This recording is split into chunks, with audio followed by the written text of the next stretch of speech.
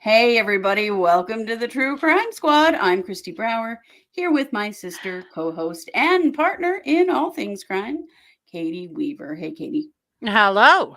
How's it going? Well, I've got my Moscow Mule with gin on board. Oh, I What done fucked up because you know a what I have? day. An ice drink. That is not Oh, enough. no. I needed more, but that's No, okay. no. Yeah. Yeah, but that's all right. What a day we have had. Mm. Mm, mm, Whew. mm, mm. I'm Mm-mm. still really processing the fact that the trial itself is over. Yeah. We don't have our verdict yet. We don't have sentencing yet, but the trial itself, I mean, we've been at this for so long that it kind of started to feel like maybe we would never get here. You know what I mean? Yeah. And so I'm still like, really? I know I'm going to be like startling myself awake. Like, do I have to go to court? I, No, I do not. No, I do not. At least not I right away. know. It's wild. It's really wild. Well, Yeah, and ever since court adjourned and the jury entered deliberations at 2:13 this right. afternoon, we have been Panic checking our phones. like really, holy fuck, what if we missed something? Yeah. I mean, we're on the official email list and everyone, lots of people are at Ada. Like, we're not going to miss it, but still, like, No. I still have like fear in my heart. Right? I know. Like, I don't want to miss anything. It's But a few minutes definitely ago, nerve-wracking. the jury went home for the night. There's Mhm. no verdict. They just went home for the night. They will be back at 9 a.m. in the morning to get back at it. Yep. So that's what we know. We are predicting a verdict tomorrow, but I will tell you, we don't know. This is a guess. Maybe it's partial wishful thinking. There's 7 charges. There are a bajillion exhibits. Mhm, They have to weigh each charge individually because mhm, they can, find her guilty on some and not on others. And, all of mhm. those things are possible. So, Well, when you hear we're gonna go through the jury instructions. When we go through yes. those, you'll understand why they weren't done today. Yeah, This is just like the most tedious homework assignment you've ever had. it genuinely is. Mhm, It genuinely is. And so that is where we got started this morning. mhm. Um, well, a very cute side. Larry Woodcock walked into the courthouse with Kay, and he was playing the song "We Will Rock You" on his iPad, and he said that's On because JJ's oh, iPad. that's right, on JJ's iPad, Yeah. and he said that's JJ's song, and he was playing it for him, Mhm, which I thought was really cool. And obviously they've allowed some leniency. He also handed out lifesavers in the Ada courtroom today too, and mhm. most of that stuff's totally not allowed. No. But for these grandparents, Yeah, but our Larry has been given some leeway, as which well he should. we And think is awesome. any of the victims' families should be given leeway, you know? Yes, absolutely. Other utter cuteness today, Rob Wood's parents were sitting in front of us in the courtroom. They were Yes, just there to see him, to watch their son. It was so sweet, it and they was. ought to be damn proud of that boy today. Yeah, they ought to. Yeah. Yeah. That I know. I loved that. I thought that was really cool. It was an interesting energy in the courtroom. So the Madison courtroom was full. All the Oh, tickets man. went. Um, we were all panicking this morning trying to get tickets for tomorrow because we didn't know if we would need them or not. Yeah. And then the website was not letting us get them, and that's because they had determined that they would be done today. Mhm. Which, okay, yeah, we're somewhere. Mhm. So here's where we started. Let's see. Lori was wearing a black sweater today. Mhm. She definitely had her tampon curls in. She was Oh, yeah. pretty animated today.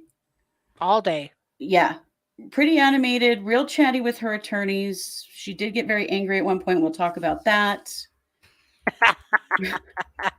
Probably not for the reasons you would think. Where have we heard that before? Mhm. Um, And it's just as disgusting as you would think.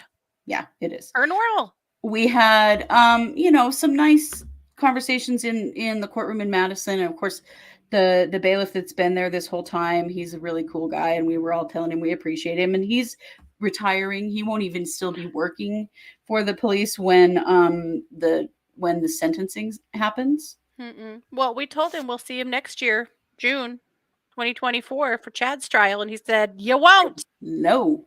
He said, "I'll be retired." I said, "Oh, they're going to call you back up just for this." And he goes, "I'll be fishing." Yeah. Yeah. But he's been wonderful. He has. He's been wonderful. We also had the court administrator there today. They were really concerned about audio, video, and Mhm. photos being taken today because it was Yes. closing arguments and it was the last Right. big day. So they give the whole spiel about courtroom etiquette and what we can do and can't do and all that Mhm. stuff. And then I swear to God, it was less than 5 minutes later, this woman sitting behind us I asks the think 5 court seconds. administrator, 5 yeah, seconds asks the court administrator if she can take a selfie. And the court with the administrator, screen. yeah, with like the screens that have like Lori and her attorneys and the judge's bench and we weren't in session yet. But But she's like, Skype "Can I?" was all pulled up and all the screens Yeah, it were was all live. You there. could see the whole courtroom. And Yeah. she's like, "Can I just take a selfie?" Just when they had just told us, "Don't you dare do anything like that." And she had the gall to argue with the administrator. She was like, "No." And she's like, "Just real quick before court starts, like just with this in the background." And she's like, "No, you can't take any pictures in here." And this is something I'm not going to miss about being in court. And Mhm. that is that sort of, we're here for entertainment. This is Mhm. like a play or a movie, not a Mhm. real triple murder trial where three people are dead. And that was weird. And we were all Especially like, "Oh today. my God, lady, did The you not listen to administrator, one word the administrator yeah. said?" The administrator was or asked how many people have not been there before, and it was more than half the room. There were a lot of people I'd never seen before. Mhm. But yeah, that was a little just like, wow. I mean, listen, lady, you Mhm. want to get your phone confiscated? I guess that's up to you. But what a dumb question. Oh my gosh. That we were all dumbfounded. Everyone's looking at each other like, "Huh, Are I you? guess you've never been here before." Well, and also didn't listen to a word that the court administrator had said like 30 seconds before this. It was real strange. But it The was that, administrator acted completely dumbfounded. yeah, Yeah. she did. Yeah. Well, that's kind of been the energy in the Madison courtroom that has bothered me, is this party atmosphere, people passing around Mhm. treats and wrapped up in blankies and eating snacks. And I'm like, Mhm. this is not entertainment, you know? Mhm. We're here because this is serious. We're here because Yeah. these people are dead. And We're we here for have to justice. bring people to account for Mhm. Tylee and JJ and Tammy. It was and their families and Chad's kids, Yep. Tammy's kids. So I don't know. That part I was like, I'm not gonna miss this because there's been a lot of that in the Madison Mhm. courtroom. Um, so we were kind of glad that, that it Mhm. would be we won't be seeing that again. Oh, I didn't know that. Fran says some guy in Boise got asked to leave today as he took a picture in the courtroom. Yep. And they also made him delete the photo. I mean, Yeah. come on. Yep. What are you doing, people? Yep. Yeah. So Well, that was there was that. astonishing. It Yeah. was. It was astonishing. Yeah. Um, we didn't see any more of that afterward, but I think everyone in the courtroom was sort of Mhm. stunned. Well, we have it on good authority, knowing that that is exactly how she's been curling her hair all along, Mhm. from someone who was actually in jail with her at one point. I'm Is guessing she had a pile of tampons from when Chad was paying her bills, and she's just been recycling them over and over and over. maybe so. I don't know, But but yeah, weird. it's at least how she was doing it at Madison. Yeah, But and it still looks the same, so I would think it is, but I don't mhm. know. I haven't been there, so I have not had to curl my hair with anything. Toilet paper curls too. Yeah, could be. Mhm. So, yeah, she must have people funding her books. I think she probably does. Mhm. Please, she's probably getting the same kind of goddess worship mail that like Brian Kohlberger's getting, you know? Can we or just pause Alec for a minute and think Murdoch. that Lori, Gross. yeah, and Alex, she probably has some psychopaths that are putting money on her books.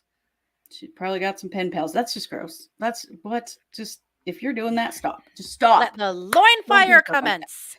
Yeah. Yeah. Heartless curls are all the rage, right? Right. Right. Okay. So, how we kicked things off today. Judge Boyce entered on the bench.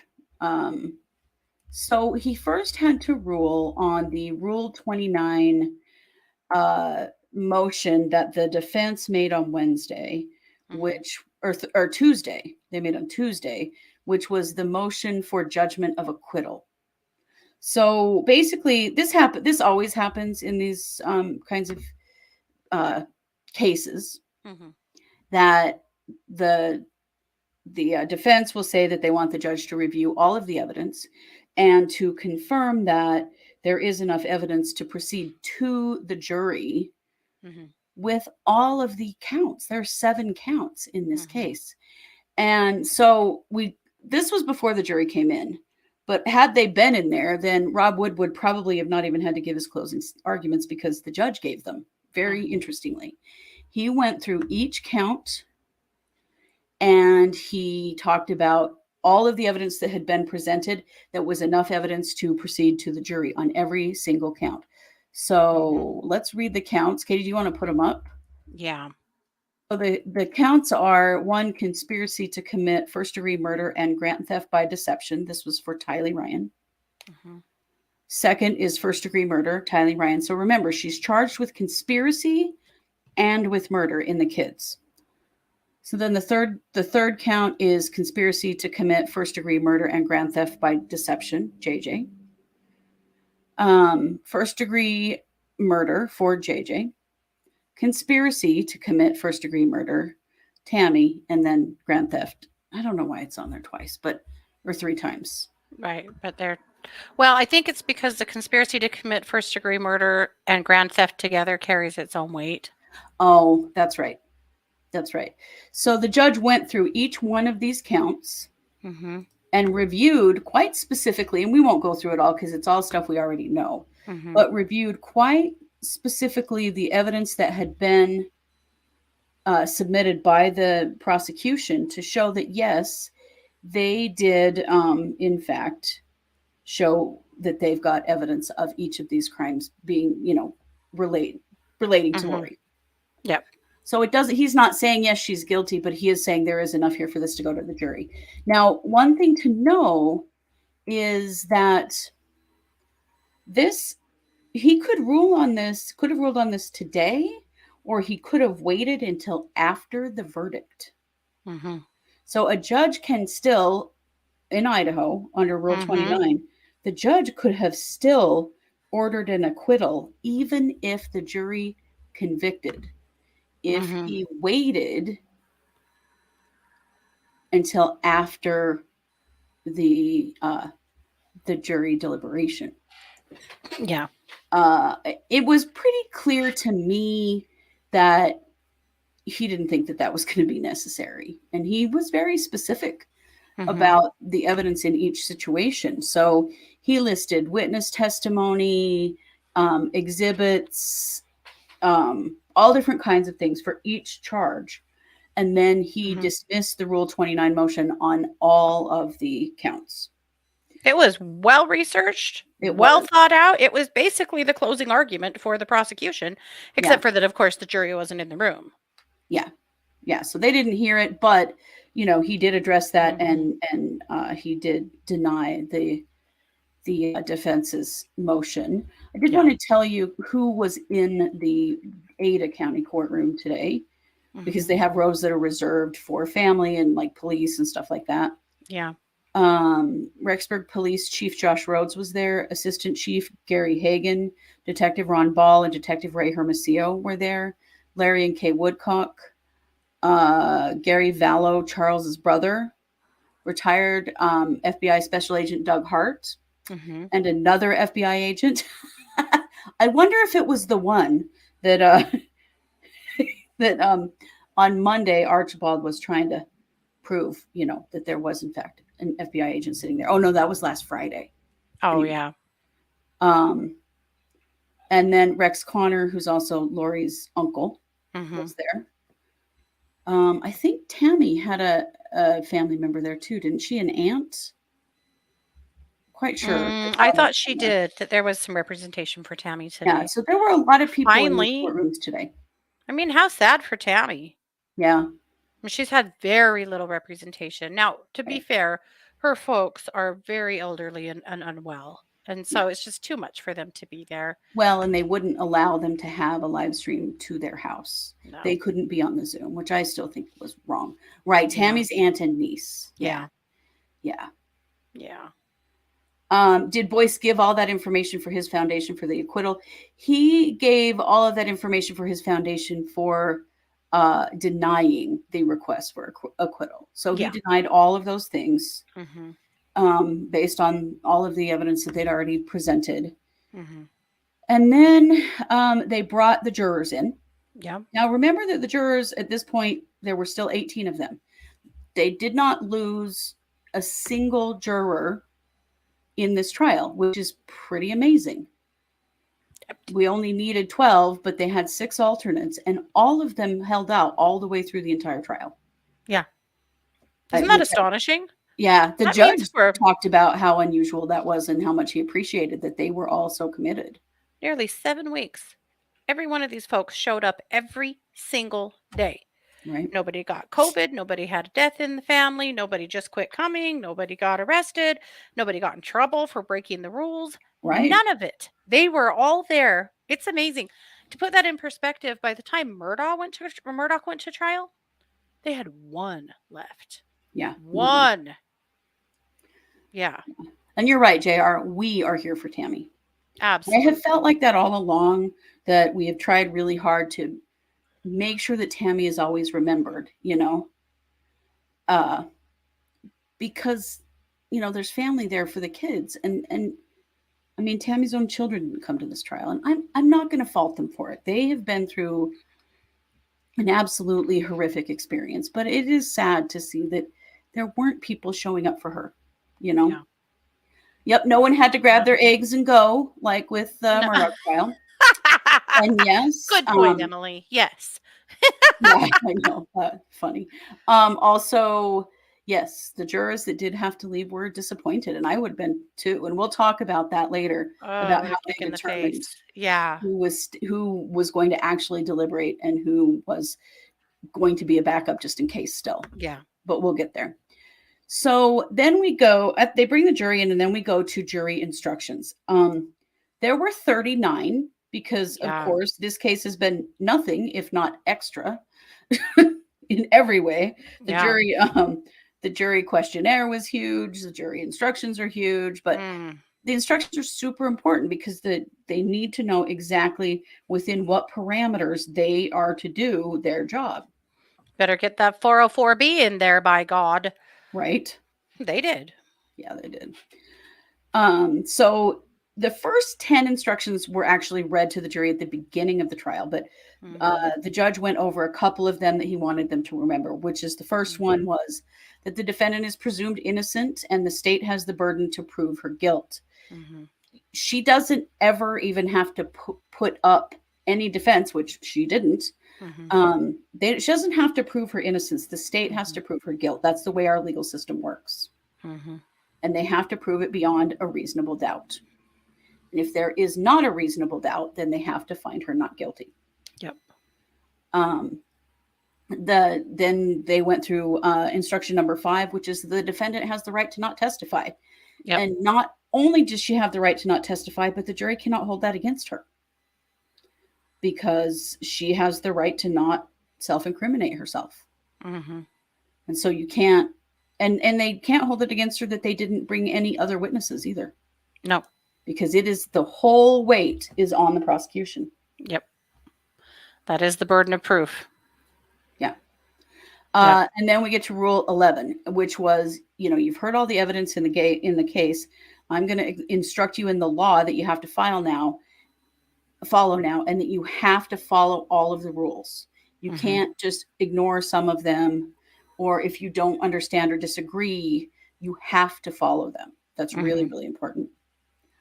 Then the next rule was that lawyers are not witnesses.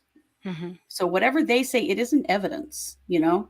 Whatever the lawyers have said, that is not the evidence presented in the case. The evidence is the witness statements, and the exhibits. Mm-hmm. That you have to remember that no matter what the attorneys say, they're not giving evidence, and that's really important. Yep.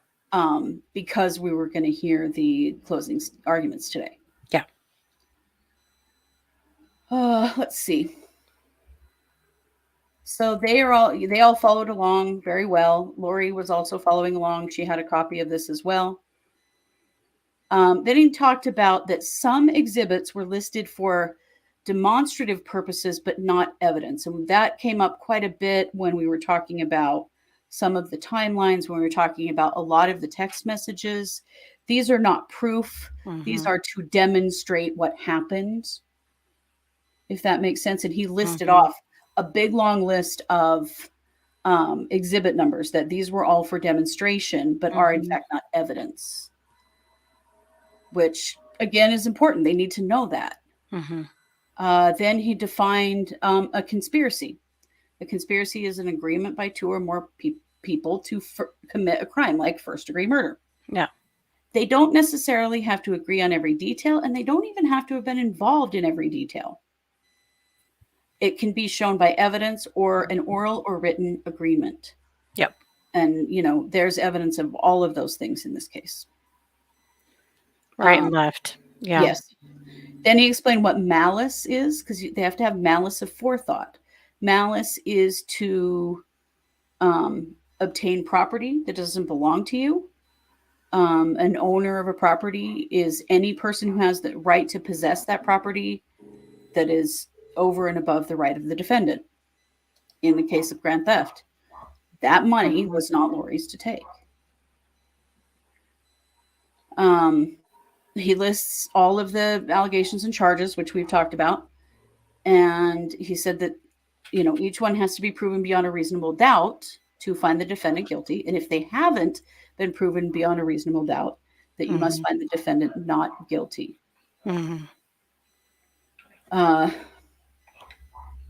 So he talked about that each individual charge has to be determined individually. It is not all of the charges together, but it is each one individually, and that they have to look at it that way. They have to look at the evidence and look at what she was charged with for each one. Once the jury began deliberating, that they would have access to all the witness testimony and all of the evidence, which was literally like 150,000 items on Lori's iCloud account. Yeah. Holy crap. There were 18 jurors. 12 will be picked as the actual jurors, and the others will be alternates. They're still alternates. They still are under the rules. They have to wait until a verdict comes back in case something happens and one of them has to step in. Let's see. There are different forms of theft depending on how the theft was committed. So she is charged, with the theft of Social Security funds. Then he goes through each item in the indictment. Is Lori guilty, or is Lori not guilty, or guilty of conspiracy to commit first-degree murder of Tylee Ryan? This is in the verdict form. So they have a form that they will each, when they get ready to vote, and they will mark not guilty or guilty. And the defense fought yesterday to have not guilty listed before guilty on the form for whatever reason. So they have to answer them each individually, and then they put them together in one form, and that is their final verdict. And these verdicts have to be unanimous. Yep. They will be able to look at all of the exhibits. They will have all of the exhibits from the case in the jury room, except for the firearms. And if they want to see the firearms, they have to ask the bailiff, and the bailiff will help them with that. But they're not giving them access to the guns without an officer being with them.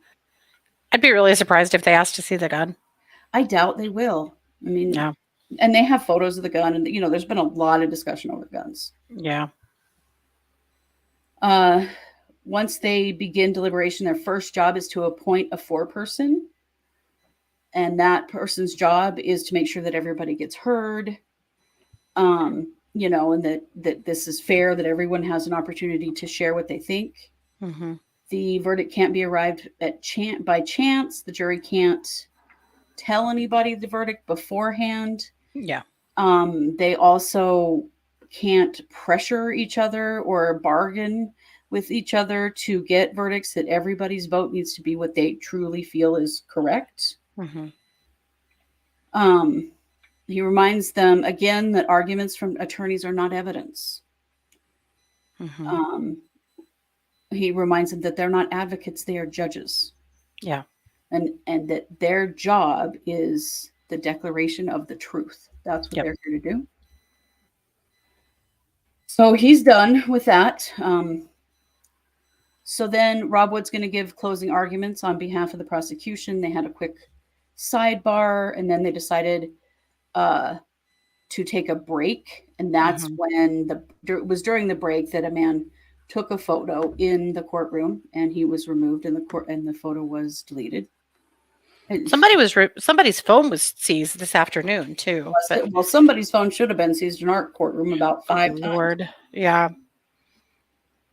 We had one person whose phone always goes off and they never take her phone. But Mm-mm. so And today it was loud static. Yeah. Every time it went off, it was some loud staticky thing. Very weird. But anyway. Yeah. So we have this break, we're all standing around looking at each other, talking like, oh my God, we're really here, this is actually happening. So if you remember, Lindsay Blake gave the opening statements and Rob Wood is giving the closing statements. So Lindsay Blake is the Fremont County prosecutor. Wood is the Madison County prosecutor and had been the special prosecutor appointed over Fremont County until Lindsay Blake was actually elected. So they have worked very closely together on this case. And we kind of thought Lindsay would do the close because she did the opening and because they've given her a lot of, or she's taken a lot of freedom in, this case. She's done a lot. She has. However, my God. Yeah. Rob was so good. He was. He did a great job. He knocked it way out of the park. He did. He started it just exactly as Lindsay started the opening. Money, power, and sex. And he talked about how starting in October of 2018 is when Lori and Chad met and set in motion the events that we were here to hold this trial on. Yeah. And, this is basically when their conspiracy began. And then over time, they added people to the conspiracy. This was one thing that in the definition of conspiracy that I thought was really interesting is that when you have a conspiracy, it does not mean that all of the people had to join the conspiracy at the same time. People can come in as it's rolling along. And we know that happened. So obviously Alex was brought in to participate in that conspiracy. But Rob Wood's statement was that this entire plan was driven by Lori's desire for and use of money, power, and sex. Oh, yeah. And in this part of the program, Lori looked haughty. Yes. Arrogant. Yeah. Well, haughty and arrogant. I think that's in this part. Yes. She really we'll did. get to the tears that happened later, but this was just her being extremely defiant. Again, how is the jury going to look at her and see anything other than what she's being called? Right. When the best she can give them is this routine. Yeah. Now, the judge did remind them that they cannot judge Lori based on her character, that they have to judge her based on her actions. They have to judge based on the information. Yeah. Yeah. Yeah. The PowerPoint was really good. Rob Wood had a PowerPoint, lining out, all of the parts of it. Yep. That he laid out. But I really liked the way that he put Lori right in the center of this conspiracy and that she was the driving force behind it. And I feel like we have now seen that is in fact the case. So he puts up a picture of Tylee on the screen. He said she was burned and buried in Chad Daybell's backyard. What was left of Mhm. her body, they dumped in a green bucket and buried in a pet cemetery on top of a piece of her skull. Yep. Tylee was gone and buried and out of the way, but Lori Vallow kept collecting Tylee's money. Mhm. And then he said she never reported Tylee missing. She lied to lots of people about where she was, and she made efforts to keep her body hidden so that she could keep getting the Social Security money. So then he shows a picture of JJ. Uh, he said JJ's voice was silenced forever by a strip of duct tape placed across his mouth. And then a white plastic bag placed over his head, secured tightly with duct tape, and wrapped Mhm. around and around and around from his forehead to his neck. Yep. The evidence says he struggled, and we'll never know how long he fought before they wrapped tape around his wrists and ankles. This triggered a lot of tears in our courtroom. It did, yeah. Well, I mean, you think about the way that they killed that little boy. It's horrifying to me. Yeah. I cannot imagine suffocating to death. Yeah. He said Yeah. he stopped breathing, his heart stopped beating, and he died. It was a brutal, horrific murder of a 7-year-old boy with special needs. Mhm. And then, like Kylie, Lori never reported him missing or dead. She kept collecting his money. Yep. She lied to people, even asked a friend to lie to the police about where he was. And just like Tylee, she kept collecting the money. At one point, Rob said, she lied and she lied and she lied and she lied. Yeah, And I thought, boy, doesn't that just sum it all up right right. there?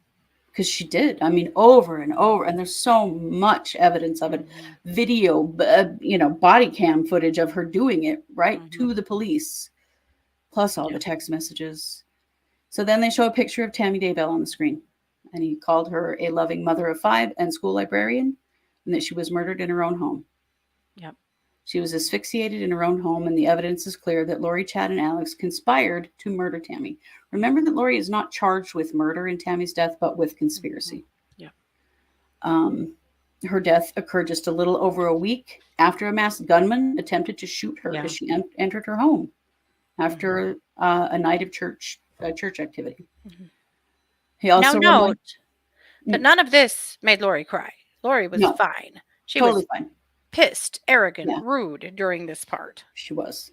All of the descriptions of her children being murdered, of parts of Tylee being found in the shed, of JJ struggling, all Mhm. of those things didn't faze her a bit. Yeah, no, not at all.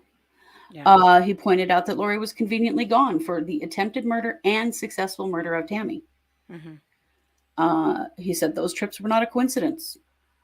Just like Tylee and JJ, there was money to be gained from Tammy's death, Mhm. $430,000 worth of life insurance, and Lori wasted no time to benefit from that money. Mhm. Then they showed a wedding photo of Chad and Lori on the beach, Mhm. and he said they were freed from the obstacles of their kids and wife, Mhm. as they'd already been freed from the obstacle of Charles, Mhm. and they were dancing on the beach. And he talks about how we've seen lots of evidence of their affair, Mhm. and then he walks through a timeline of the order of how all of these things happened. Yep. And then he said, Lori is the one who ties this all together. Mhm. He talked about the attempted shooting of Brandon Boudreaux, Mhm. Rexburg police getting a call for JJ, and the investigation into the missing kids, Tammy's body being exhumed, and the kids being found. This was the Yep. order of things.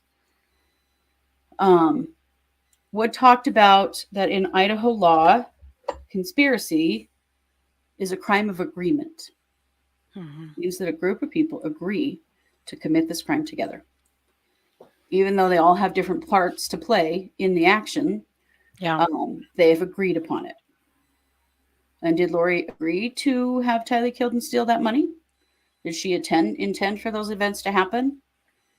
And did any of her co-conspirators perform acts to further that agreement? And we know that the answer is yes to all of those things. We've seen the Yeah. evidence.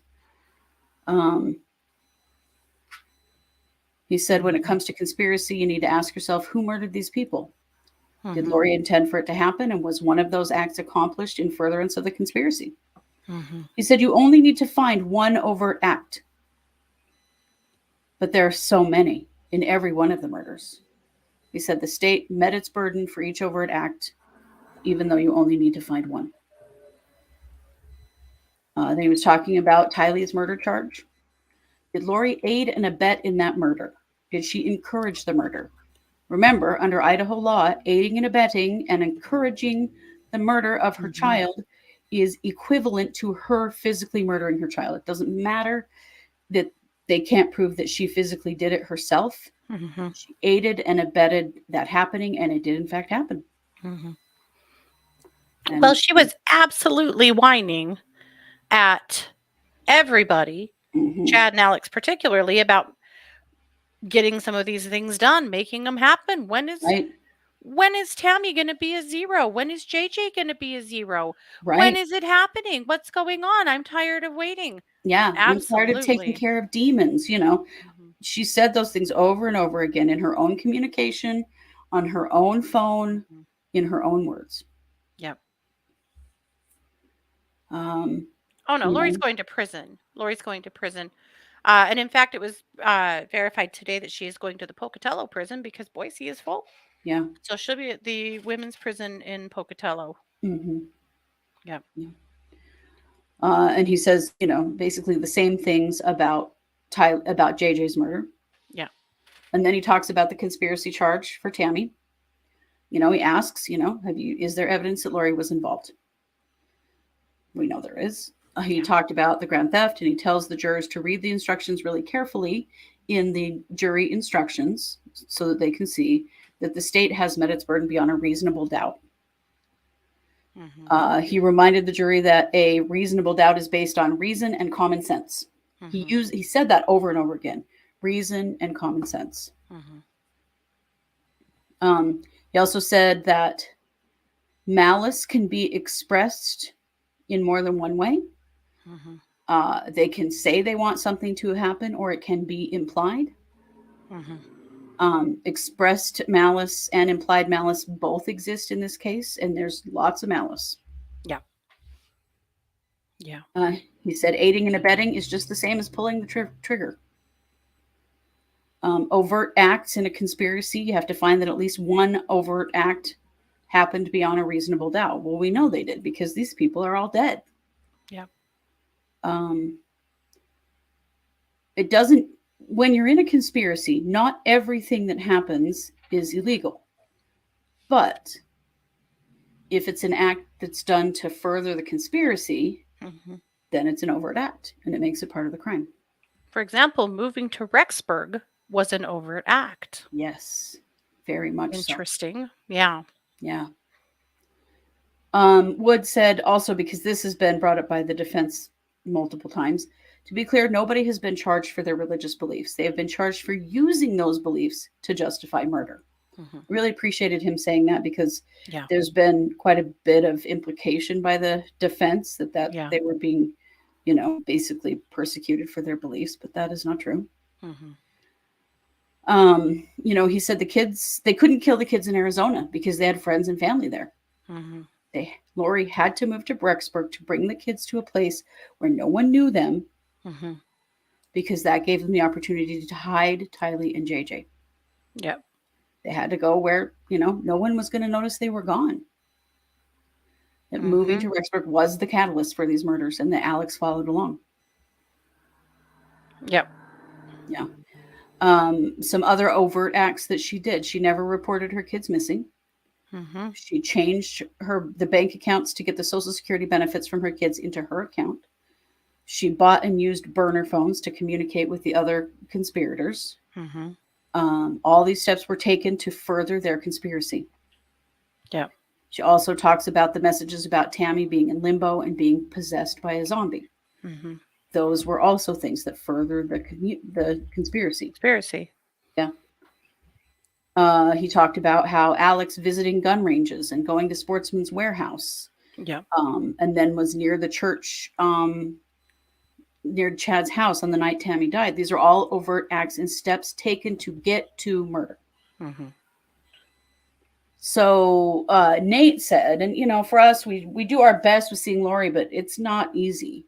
Nate said that at this point, Lori was looking at Wood, Mhm. And as he was talking, Wood goes through a whole bunch of the digital evidence in the Homer J. Maximus account, Mhm. which we know is I want to say Homer J. Minimus. I'm just going to, which Feel was free. Alex's account. Feel free. Yes. So they listed the searches that Alex made about prepping the gun for the cold and about how to shoot through a Dodge Dakota, which was Tammy and the vehicle that Tammy drove, Yeah. and how to drill baffles to make a suppressor, which we know he also did do. Then Wood talks about Chad searching. What does it mean? What do South by Southwest winds mean? This was searched on September 8th, Mhm. and that's because the next day he knew he would be burning Tylee Ryan's body in his fire pit, and he Yep. needs to know which way the wind will be blowing. This is the only time ever in Chad's history that he searched for the direction of the wind. The Yeah. only time. How convenient. Hmm. Coincidence? No. And they talk about Lori's Google searches. The day Tammy Daybell was buried, Lori is looking up wedding dresses in Hawaii. Yep. Yeah. Then they get to the raccoon text that Chad sent to Tammy, where he's shot the raccoon, he buried it in the pet cemetery, and he was burning limbs in the fire pit. Mhm. And that's basically that text told the police where to find Tylee's body Yep. because he was trying to, preempt any questions. Some of you guys have asked us before if they actually recovered animals out of the pet cemetery. They did. A Yeah. dog and a cat. Yeah. Not a raccoon. No, there was no raccoon. And I'm Tylee, going to just throw this out here. I hmm, still believe that Tylee was shot. yeah, I know. That what was the purpose of the story about the Mhm. gunshot? You know, if Mhm. there wasn't a reason for the I gunshot. still believe that they shot Tylee. Yep. Yeah, I think you're right. Yep. I I've think been you're right. saying that for 3 years. So I still believe it's true. Hmm. I think They you're just right. can't prove it because there was just too much of her gone. Yeah. So Tylee was last seen in Yellowstone National Park on September 8th of 2019, as we know, and was never seen again until her dismembered and burned body turned up in Chad's pet Mhm. cemetery. Yep. Um, then he starts talking about the James and Elena story. I was like, oh no, we don't have to listen to more of this, do we? Yeah. Um, and he said Yep. this was all a plan for them to be together without obstacles. And obstacles were the words used by Chad and Lori, Mhm. and they referenced human beings, Charles, Tammy, Tylee, JJ, as being obstacles. These telestial obstacles. Yeah. Yeah, telestial, as in just earth problems that we have to take Mhm. care of because Yep. we're gods. Yep. Um, Woodward says, this all revolves around money. He talked about Colby Ryan's testimony when he said that every 2 or 3 months, Lori would tell him they were out of money Mhm. and that money was a concern for her. Yep. Yep. And then they show a Google location history and a map of Alex Cox that lays out his cell phone activity in the early Mhm. morning of September 9th, 2019. Um, and it shows him at the burn pit on Chad's property, Mhm. and another hit right where Tylee was buried, and Mhm. another hit at the gate to the property. Um, so then they see another slide after Tylee was buried, and Mhm. he said they've done the deed. They burned Tylee. They dismembered and buried her. Yep. Then he talks about Melanie Gibb and David Warwick's testimony that Lori told them JJ was a zombie and acting out. And on the morning of September 3rd, David asked about JJ, and Lori says that he was climbing up the cabinets and refrigerator, so she sent him with Alex Cox. That Mhm. was an overt act. Yep. Alex Cox took possession of JJ that morning, and no one ever saw him again. Yep. Uh, he said, no matter how many tips police followed up on, they never found JJ. Mhm. They never found Tylee until they found them there in Chad Daybell's backyard, Yeah. where Alex's phone was pinged by GPS. Mhm.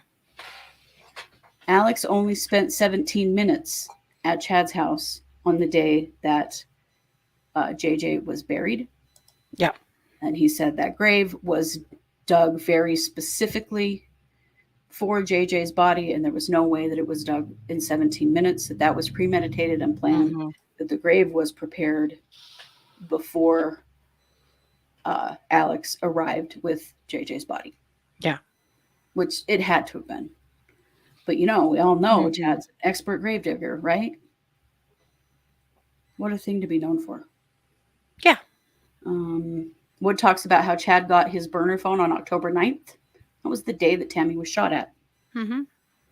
And talks about Alex's movements again, that you can follow his phone as he's scoping out the property. It shows a timeline of him being there in that area. Yeah. That evening, that night, from like 10:30 to 11, there were like 15 texts between Alex and Chad. And then he said, "What ties Alex to Chad?" Well, we know what it is. It's Lori. Yeah. Alex didn't have any reason to even know Chad No. except through Lori. Mhm. Then they're talking some more about the night Tammy died. He shows a timeline of the digital activity between Alex and Chad, and also Tammy's phone. There was an image deleted from Tammy's phone that night. I'm still super curious about what that was, and they couldn't Mhm. they couldn't recover it, so we'll never know. Yeah. Um, Alex calls Lori at 11:53 p.m. and Lori was in Hawaii. So after all of his communication with Chad and Tammy's phone no longer is active, then Yeah. he calls Lori. So we know why. Yeah. Chad was also texting Lori at that same time. Yep. Oh yeah, the burner phones were absolutely an overt act, all of them. Oh, Yeah. yeah.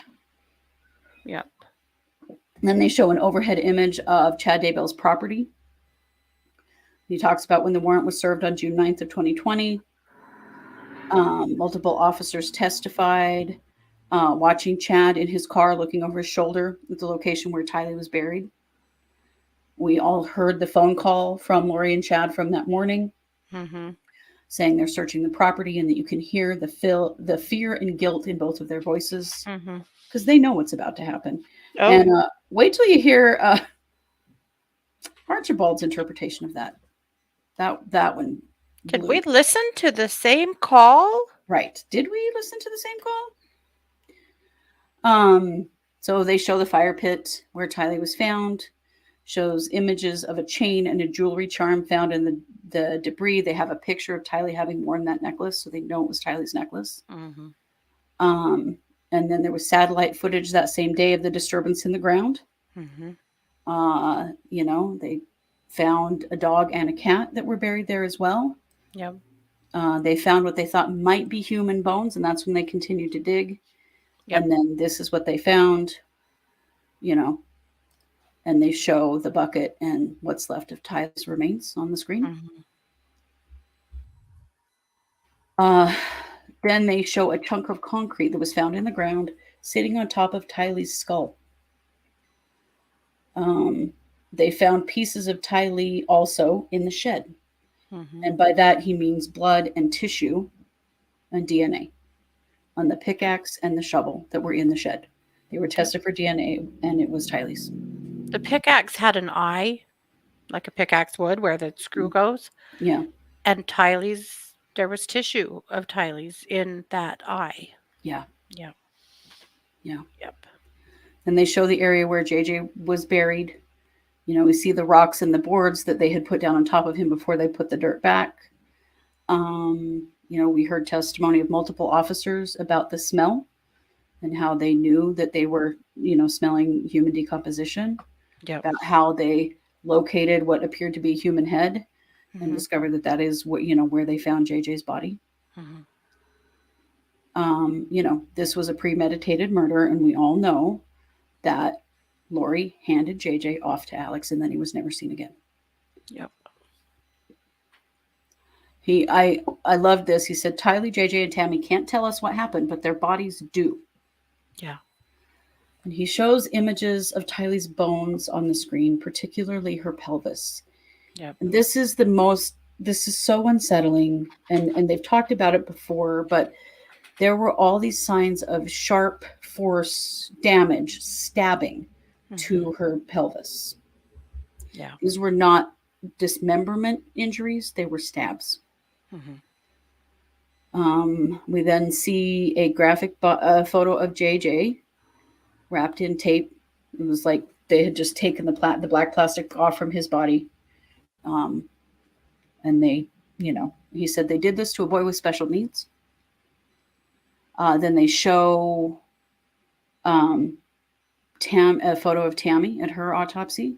There was nothing in her body that would have killed her. I mean, they did absolutely exhaustive toxicology on Tammy. Yeah. She had Yep. bruises on her arms. She had a bruise on her chest. And the ME said that was consistent with restraint. JJ also had bruises on his arms, Yeah. also consistent with restraint. He said, we talked about money, power, and sex. And I loved this part. This was so smart, the way that he said this. Lori learned a lesson with Charles. She learned how to get money before the death. Mhm. Um, she planned and Alex carried out the murder of Charles, thinking she was going to get $1 million life insurance policy, only to find that he had changed the beneficiary. Yeah. So what he did was she made sure that the kids' Social Security was all going into her account first, Yeah. and then they were killed. And he said that if she took $1,000 or more, that is the minimum for grand theft in Idaho is $1,000, Yeah. and she collected quite a lot more than that. Oh yeah. You know, when we heard how much Social Security she was getting, we went, "What the? Wow. Charles must have had quite the income." Well, we learned today what that income was. We sure Somewhere did. between $400 and $500,000 per year. Yeah, That was Charles's income, you guys. yeah, Holy shit. Yeah. yep, yeah. And we'll get to more of that when we talk Yeah. about the defense's closing arguments. Now he talks about money, the benefits of murder, uh, and then a slide that says power. Mhm. What says it doesn't matter what they believed, it matters what they did. They can believe whatever they want, but when they use that to justify homicide, that changes. They Mhm. used religion as a tool to manipulate others. Lori manipulated Alex through religion. She manipulated Chad through emotional and sexual control. And they manipulated all of their friends in participating in one way or another. Yep. He talks about the grooming of Alex Cox, Mhm. Lori telling Alex what to do. Um, you never see Alex tell her what to do. She's always telling him what to do. She's also always, praising him, that I hear good things about you, Mhm. stuff like that. There's another message where Alex says, my lips are sealed, and Lori says, good boy. Mhm. And Alex's wife, Zulema, of course, testified that Alex believed all of it and did everything that Lori said. Yep. Wood said the only reason religion matters is because it's the tool they use to manipulate others. Yep. And who's the common thread? Lori. Lori. Yeah. And then they start talking about the sex portion of this Mhm. hideous triad. Talks about some of the text messages we've seen, the things that she says to Chad over and over again, using sex to manipulate him, Yep. and how often Chad seeks confirmation from Lori. Yep. The defense wants us to think that it was Chad who was leading this whole operation, but when you see Right. those text messages, no, it wasn't. Mhm. Wood also addressed another issue that the defense had brought up, which is he said this isn't fantasy. Those children were found dead in real life in Chad Daybell's backyard, because Yeah. they've tried to talk about how, the beliefs were just fantasy, not when they led to these murders. No. Not at all. Yeah. They bring up a slide that's a text message from Lori to Chad. This is after Charles was shot. And she said, and Chad texts Lori, Tammy is close. JJ is at a 2. Remember, these were their death percentages. Mhm. Um, and so on July 30th, she's already planning for JJ to go the same way as Charles, to be Yeah. murdered. This was on July 30th. Mm-hmm. So this was being a plan, had been a plan for quite a while. Oh yeah. Um, he talked a lot about how all the sexual text messages between Chad and Lori that were happening like right around the deaths of their spouses, the deaths of the kids, like that didn't let up. They weren't grieving. No. There was absolutely no grieving evident Yeah. for any of them. No. Also, Lori asks Chad if JJ is at a zero yet. She Mm-hmm. says she can't wait. And we all know what the implication was, which was for JJ to die. Yep. Um, Remember, we're tired of taking care of these demons. Tell yes. the Lord to come and get them right now. Yeah. Yeah. Yeah. He talked about Lori's text to Chad in August of 2019. I feel lost, like I should be doing something to help. And this was Yeah. referring to the deaths of the kids. Mm-hmm. It wasn't, I'm worried about the kids, but I should do something to help Mm-hmm. get them, but it was, I should do something to get them closer to death. Yeah.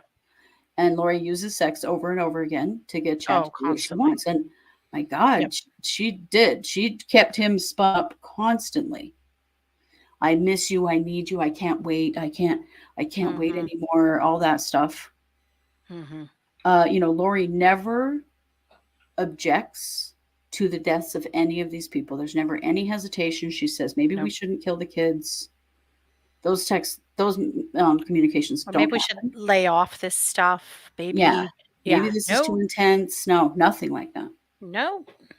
And then he talks about the Wi-Fi password when Alex set up the Wi-Fi password as too many Mm-hmm. kids. And Lori responds, funny. He said, it would be funny if her kids were still alive and maybe a little rambunctious, but her kids are dead. Yeah. Another reference to messages where they refer to their spouses as obstacles. Mm-hmm. Another message asking Lori to seek confirmation. Go ask God if this is the right thing. He seeks confirmation through Lori frequently. Mm-hmm. Then, And of why do course, you think that is? Because he doesn't want to be all in this by himself. He right, doesn't want to be the only one making the decisions. He right. wants her to be an accomplice to this. He wants to make sure that this is what she wants. Well, he wants to make sure he's making her happy. Yes. He's doing this to keep her To in keep his her. life. Yep. So then he shows the some text messages about Lori saying she needs to go to Missouri and do some work, and it's texting between her and Melanie Boudreau. And then another time when she tells Melanie Boudreau that she can't go out of town. This was right before Charles was killed, and Melanie responds with "Okay, Captain." Yep. Lori was in charge. Alex and Melanie Boudreau both responded that way to her. Mm-hmm. Whatever she said is what went. Yep. Then Wood said, to the jury, ladies and gentlemen, you have your instructions. Yep. So you need to go back and deliberate. Read all the instructions carefully and consider the evidence. Look at all the facts. Look at the timeline. Mm-hmm. Charles Vallow, Tylee Ryan, JJ Vallow, and Tammy Daybell, all within a short time frame. And how are they tied together? Who could have killed those people? Mm-hmm. We have Lori Vallow, Chad Daybell, and Alex Cox, who had motives to kill those people. Lori and Chad, who benefits from the murders. Mm-hmm. Lori gets Tylee's money. She gets JJ's money. Chad and Lori get Tammy's money. He says, what does your reason and common sense tell you? You've seen what happened to her children, what happened to Tammy. She never reported the children missing. Oh, and this is where he says, she lied and she lied and she lied and she lied about where they were. While she lied, she kept collecting the money. Yep. And then he said, what does justice for these victims require? It requires a conviction on every count. And then they put up photos of JJ, Tylee, and Tammy on the screen, and he said, you must convict her. And he says, thank you, and he's done. Yep. Uh, It was powerful. It hit home. It was. It was very powerful. He did a beautiful job. He did, and I really appreciated that. What is the common thread through this entire thing? Well, the whole thing, the common thread is Lori. Mm-hmm. Even like with the castings, Chad wasn't organizing the castings, Lori was. Lori was. Lori was organizing, giving people roles, telling them who was supposed to be there, what they were supposed to be doing, who they were working on. Then she'd go back to old Chatty Boy later and find out if we got the demon out or whatever. Right. But this was Lori doing these Yeah, things. she Yeah. was. Yeah. Thank you, Lindsay. Yeah. So then we took a recess before Archibald, and that John Pryor walked in at that point Hmm. and sat in the courtroom. So we know he's been around for the whole trial. Hmm. They were just kind of, Lori was sitting with her attorneys. They were talking a lot. Hmm. But again, Lori did not look upset. She didn't look No. sad. Nothing. No, she looked mad, Yeah, defiant, she did. arms crossed, stuff like that. A Hmm. lot of the day. Now we know we'll get to the tears, but We will. she mostly she just looked defiant and pissed. Yep. Yeah. So Wood stood at the lectern. Um, Archibald chooses to stand in front of the jury. Hmm. He starts with his usual kind of schmoozy Hmm. stuff with the jury, thanking them for their service Hmm. and about how long they've been there and that this was a difficult case. Hmm. He said you were asked initially, if you could remain fair and impartial and reserve just judgment until the end, and we're getting close to the end. Yeah. You were asked to be patient and attentive while putting your life on hold. Again, thank you. He does this really smooshy stuff a lot. Hmm. And then we're just small town lawyers. We're not from Boise. We're called opposing counsel, but we do respect each other. We respect the jobs that we do. And then he says, "You've seen a lot of PowerPoints. I don't have one. I'm just going to talk to you." Yeah. Sorry, I don't have one. Yeah, Yeah. just that playing the simpleton kind of act Hmm. that he does a lot of. Hmm. And he says, "Who's Lori Vallow? What happened? Where did it happen? When did it happen? Why did it happen?" That's Hmm. what you've been asked to figure out. And that's what you need to be convinced of beyond a reasonable doubt. And then he goes into like, Lori's from California. She turns 50 next month. She got married right out of high school, got divorced, went to beauty school, got married and divorced again. Talked about how she worked hard as a single mother. Talked Hmm. about when Colby came along and when Tylee came along. Then he brought up Joe Ryan and about Hmm. how, she married and divorced Joe Ryan and that she needed to protect the kids from Joe Ryan. Yeah. And then he gets to talking about Charles and her marriage to Charles. He said you heard JJ had medical issues when he was born, and Charles and Lori were a good fit for him. They loved him and they cared for him. Hmm. And then the story about Lori Vallow changes dramatically in October of 2018. Hmm. He says, "Who is Chad Daybell?" He said Lori read some of his books, and Archibald explains all about all the religious teachings that we've heard a zillion times, the Yeah. 144,000 evil spirits, light and dark ratings, zombies, Jesus being in the temple, all that stuff. Hmm. And then he says that there was quite a remarkable change in Lori around that time from people who knew her. And then he used really, I would call it unprofessional language. Like he was trying to, I guess, be relatable. Hmm. He said, "What the heck is going on?" Hmm. 1 year after meeting Chad, 4 people are dead. Hmm. He talks about how they can't consider Charles' death in this case because Lori's not facing charges for here in Idaho for the death. Hmm. I thought that was interesting because he nearly brought in that she is facing them in Arizona. Hmm. Um, Archibald said, "I talked to you weeks ago about paying attention to who does what. Pay attention to burden of proof. We don't have to provide any witnesses or evidence, and my client doesn't have to testify, and you can't hold that against us." Hmm. Um, and then he talks. He goes, I don't know. I know this is just defense attorney stuff, but a lot of it was aggravating to me. He talks to the I jury, figured we were going to be good and pissed when we were done listening to this. right? And I definitely was. He talks about how six of the jurors are going to get bumped, and that they're going to pick numbers out of a hat to see who stays and goes, and um, and he talks about why there are alternate jurors and all of that. He talks about how all of you showed up. and thanks them again, and he's sorry that you won't get to deliberate, and then he says, "This killed me. You've been able to see my client. You've been able to see the evil glares she gets from the audience. Yeah, we've also been able to see the evil glares she's giving to Yeah. many people in this courtroom. Mhm. You've been able to see the witnesses and the evidence. You've been able to hear my client 6 times during this trial. Yeah, because Mhm. even though she didn't testify, they made sure to get plenty of her voice in." Yeah. And then he lists, the phone calls, body camera footage, and the podcast. Mhm. And he encourages them to go back and listen to all of that. And I thought, yeah, I do, Mhm. especially those body cam footage, Go listen to and how the much phone she call. loves Jesus. Go Yeah, listen to how much she loves Jesus, and she just wants to tell the world how much she loves Jesus. She just yeah, loves Jesus. That's who my client is. She just loves Jesus. right. And I'm thinking about like the Colby phone call and the Summer Mhm. phone call and all the lying to the cops. Like, that's not all we heard from her. Mhm. Then he talks about how the state has argued that this case is about money, sex, and power.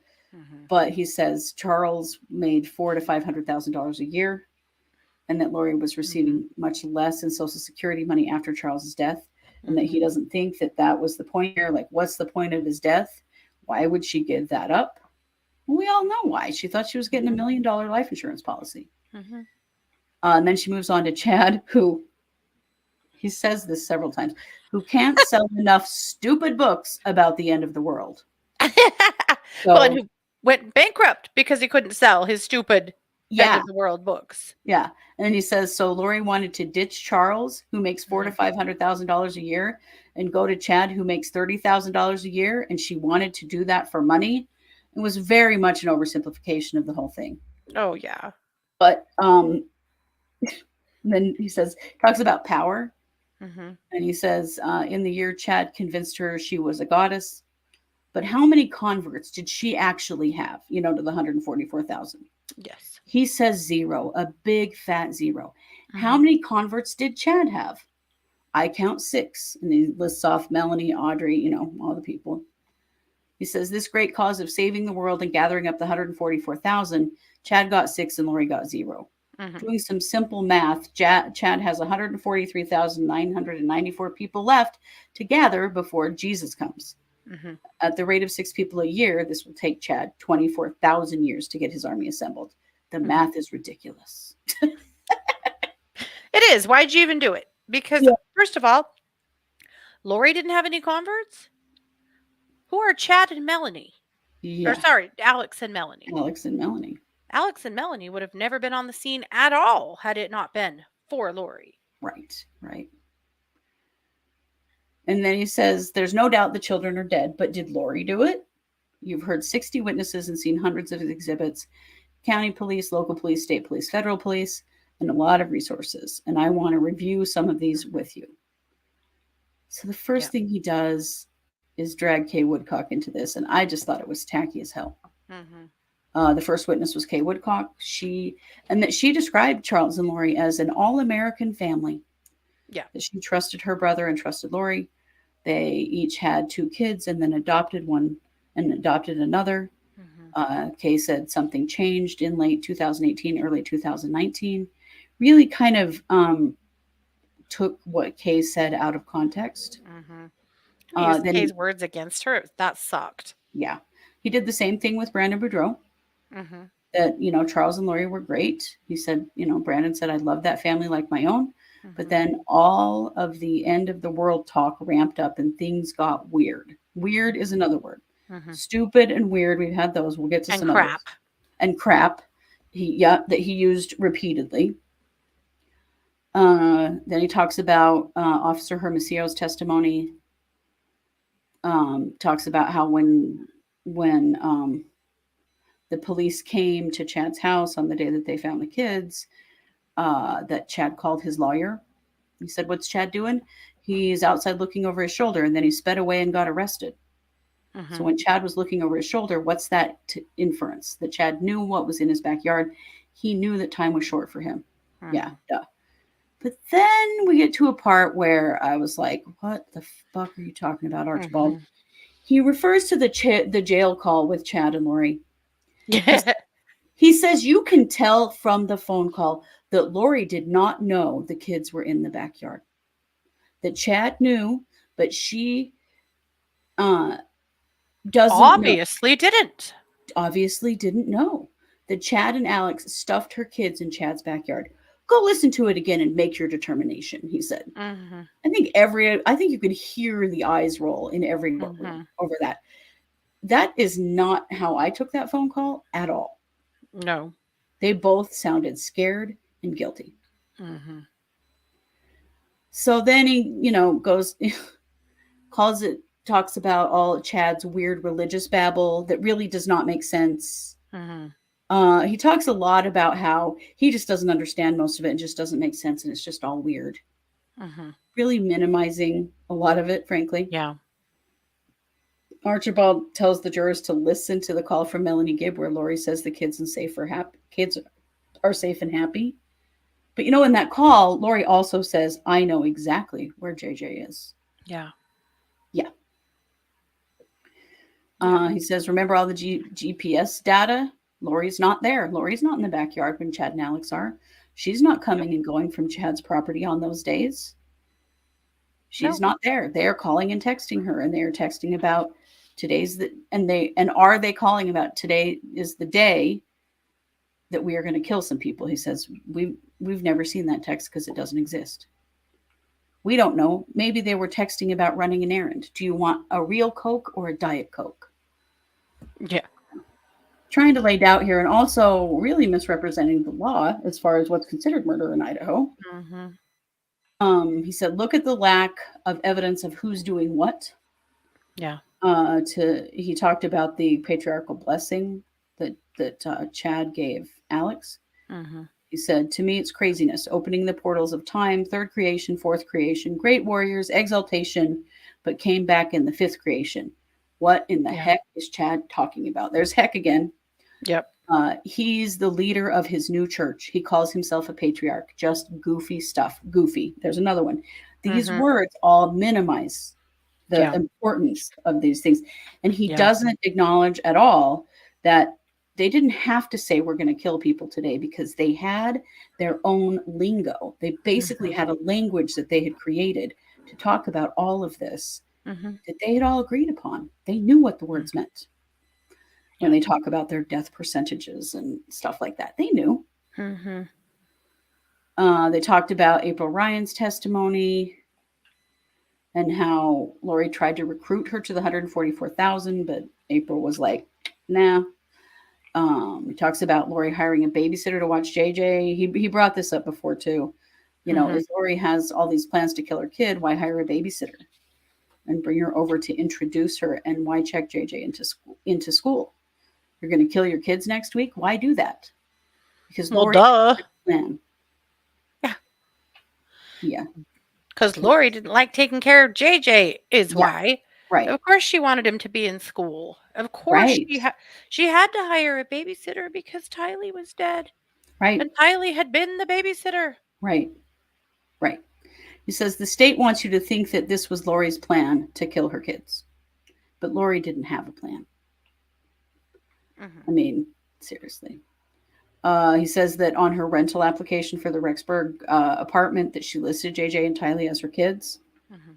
Why tell anyone you had two kids? Why enroll them in school? Why hire a babysitter? The only thing that makes sense to me is if she didn't have a plan. She wanted to be with Chad. They were obviously having an affair. Chad told her all the time about life and dark things, but there was no plan by Lori to kill her kids. Mhm.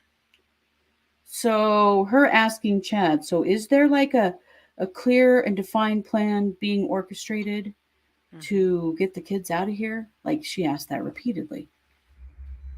So we know we're talking about a plan. Mhm. He acknowledges that Lori lied. He didn't acknowledge anywhere near as many lies as she actually told. Right. But he says that Lori lied to protect Chad, her lover, her eternal in how many worlds companion. How can someone have that much control over you? We've heard now reason and common sense go out the window sometimes when religious principles are involved. Mhm. But you know what else she said? He said, Lori protected Chad because Lori thought Chad was Jesus. We've Yep. never heard that from anyone No. anywhere. No. Yeah. He said they say she's cunningly coming up with a plan to knock off all these people. Why not go get insurance policies on the kids? Well, we know she looked him up. Mhm. We also He know that really she, glossed over that, didn't he? yeah. We know that she did search earlier that year for life insurance policies for the kids. Well, and then he says, does that tell you she wasn't planning to kill her kids or she would have gotten policies? If she'd had a policy and wanted to cash out on it, she would have had to prove those kids were dead. Yeah. There was no way in hell she was going to do that because right, Emily. He was Jesus's brother. Get it right. Exactly. But that's what Archibald said, is that Lori believes that Chad is Jesus. Yeah, that was a Now, brand new if that's revelation. true, that's never been said anywhere. Of course, that would explain her fury today Yeah. when Jesus got insulted. Yeah. Yeah. You want to know why she was New Jesus, crying? not old Jesus. Because well, I don't think we covered this. Maybe we haven't gotten to it yet. At one point, um Archibald said, so do you think that, I mean, you look at like um Charles and how successful and good looking he was, and do you think she was trading up or trading down when she went to Chad? So he called his book stupid, said she was Mhm. trading down on him, Which, said he I mean, was come on. weird and all of his goofy beliefs. And that's what Yeah. she cried about, you guys. We've all seen pictures of Charles Right, and video of Charles. And she ended up with this wish version of Peter Griffin right, instead of Charles, right, who was bankrupt and didn't have a pot to piss in, really. Couldn't even be bothered to have a job. So, yeah, she did trade way down. But right. yes, the tears were about her being angry that he called his book stupid, essentially called him stupid and a Hmm. loser. Yeah, Yep. yeah. She didn't cry about her children. No, She cried about that. no tears while the prosecutor talked about how her children were murdered. Yeah, Instead, that bitchy ass look on her face, but she'll yeah, cry because she was offended for Chad for things that were said about him. Yep. yeah. So then he Yeah. references, and he killed me the way that he glossed over like the main keys of some of these things. Mhm. The Summer Shiflett phone call, Mhm. where she says, I've supported you your whole life. Chad has lied to you. Chad has deceived you. Mhm. Kind of forgot to mention what a stone cold bitch Lori was in that phone call to Yeah. her hysterical sister Mhm.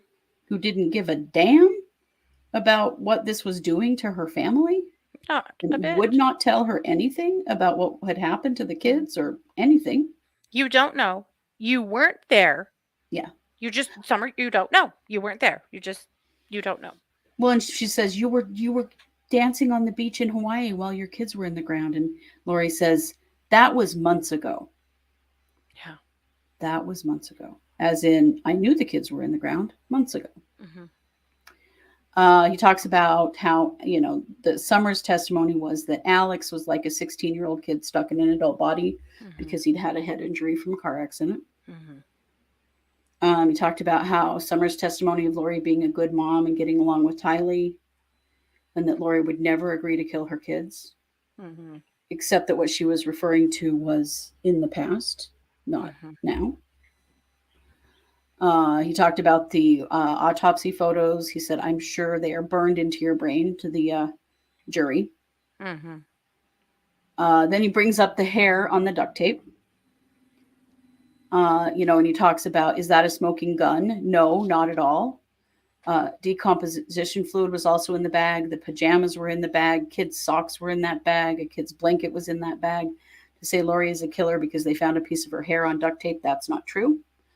I would hope all of you who Yep. are mothers, I hope your hair is somewhere on your kids' pajamas, socks, or blanket. The problem is that's not where the hair was found. Not at all. Um, Archibald then brings up Tammy's death. And this infuriated me. He said, that death is up in the air. When was she even murdered? Was it a natural death? As if there's a question, because I mean, there isn't, first her death was ruled as natural. right?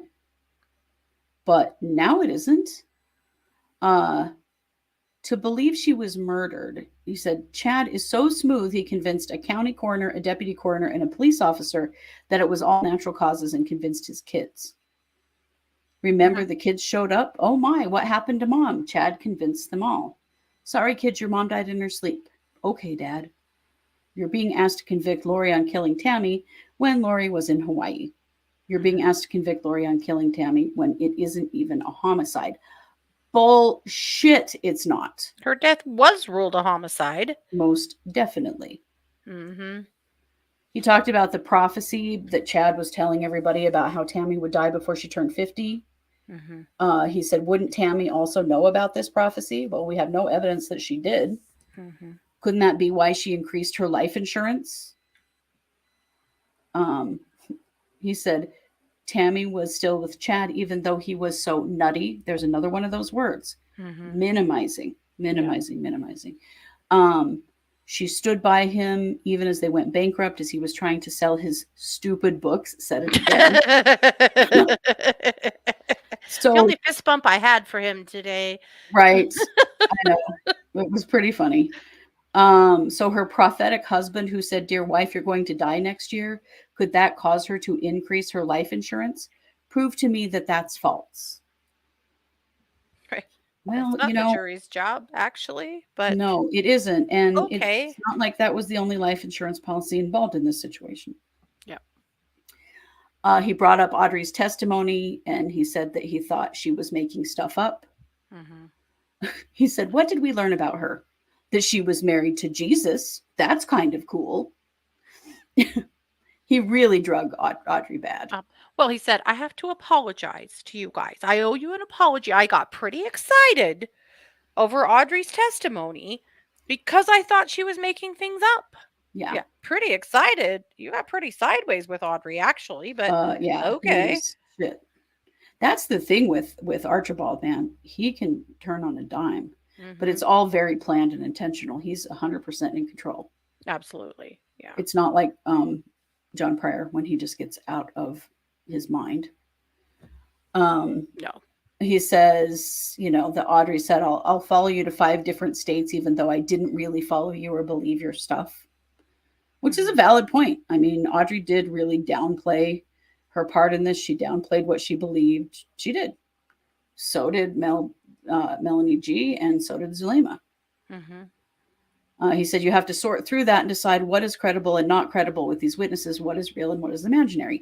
And Mhm. I mean, we all know that the thing that she said about Lori threatening to kill her and dismember her, and there would be blood and bleach everywhere and all that stuff, and that she Mhm. would go to a mental hospital for that and all of that. I mean, I don't know about you guys, but I don't believe that was said. I don't believe Nah. that was real. It was way too much detail, and it was too alike of what had already happened that Audrey knew. Mhm. Was Audrey a bit unstable? Yeah. Yeah. Does that mean Lori's innocent? No. Yeah. No, it does not. Right. Yeah. She knew she was going to die, so she increased her own life insurance. Yeah. Right. Mhm. It's all just so convenient. Right. All of these little overt acts are just so convenient that they all just dovetailed so nicely for people to just mysteriously die. Yeah. And Archibald didn't have any answers for how or why everybody was dead. He was No. just going to kind of cross over those things. Right. But that's really his job because he doesn't have to prove anything. Mm-mm. He can just say all this shit. And try and pick at things. He also said he really dug at the medical examiner out of Utah, He did. and it I was did not like really that.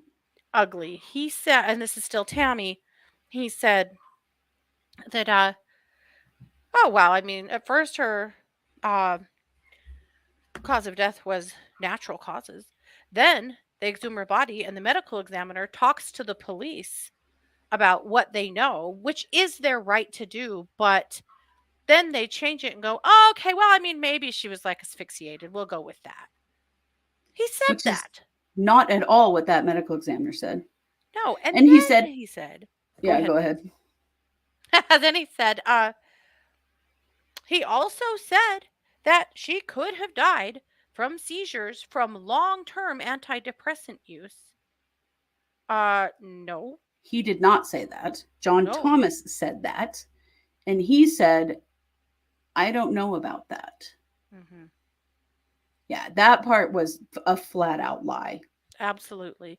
Not only that, the medical examiner had said that he fully examined Tammy's brain, her tongue, her bladder for symptoms of someone who would have been having seizures and couldn't find anything No, that would indicate she was having seizures. But also, Tammy didn't actually have long term antidepressant use. no, She had some short term antidepressant use for a depressed period. yeah.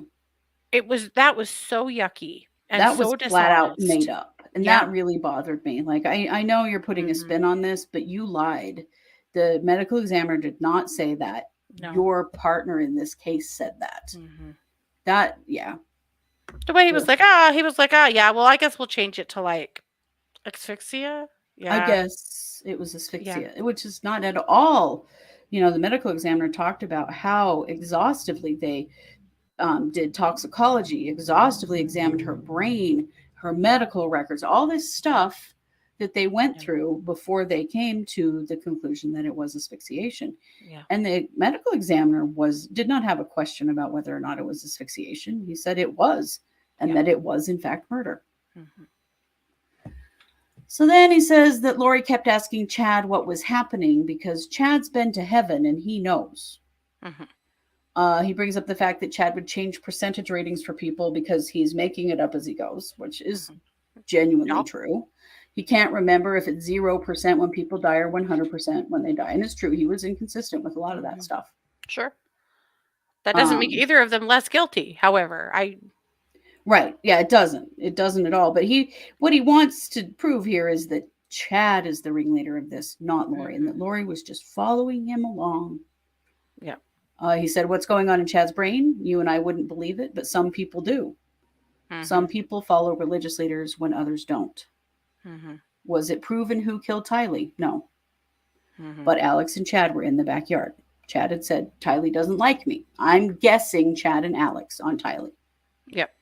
Did they prove that Lori conspired? Of the 15,000 texts they have in evidence, show me one from Lori that says, so when are you killing Tylee? I'm tired of taking care of these demons. Will you please tell God to come and get them? Yeah. Boom. There you go. Mm-hmm. But he would not acknowledge the lingo that they were using. No. He was really careful not to. Yeah. He asked, why can't people escape religious leaders? Why can't Lori escape and get back to her good mom life? But he actually used the word cult leader. That was the first time that word has been used in this trial. He called Chad a cult leader, the Church of the Firstborn. Lori just wants to testify of Jesus. She wants to tell the world how much she loves Jesus. She wants to tell you that she met him on more than one occasion. But is Lori a leader or a follower of Chad? She so wants to be a leader, but she's not leading anyone. She's following Chad. She thinks Chad is following Jesus, but he's not.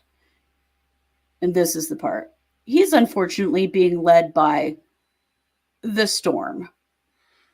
Not the first guy to be led by the storm. He said it. Right, Janet? Yep. Right. And earlier he had said that Lori believes that Chad is Jesus. Like he was not consistent here. No.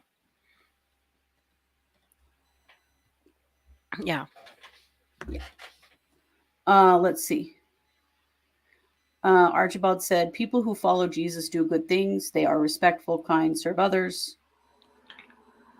Gross. And this is when he gets choked up. And this made me want to kick him in the dick. Oh, God. Yeah. If someone wants to walk a mile, walk 2 miles with them. And then his voice gets all shaky. Treat people like you want to be treated. Judge people like you want to be judged. Since you're a sinner, be kind and forgiving of sinners. That's what the Jesus we know. That's the Jesus Lori knew. Mhm. That's the Jesus Lori taught her children about. That's the Jesus Lori knew until she met Chad Daybell. I Oh, it was wasn't sure if he was about gross. to bear his testimony or if he was preaching to the jury, but either way, He was it was preaching and disgusting. sounded intentionally choked up. It was Oh, yeah. gross. Well, that's not the first time he cried. He cried No, talking about Colby, too. yeah, he did. About that phone call with Colby and how painful that was. Mhm. Yeah, because his mother was a stone cold bitch to him, and he Yeah. was figuring out that his mother had just murdered his siblings. Mhm. So No. then he says, no one here thinks Lori actually killed anyone. And I think everybody in our courtroom sort of looked around like, nobody?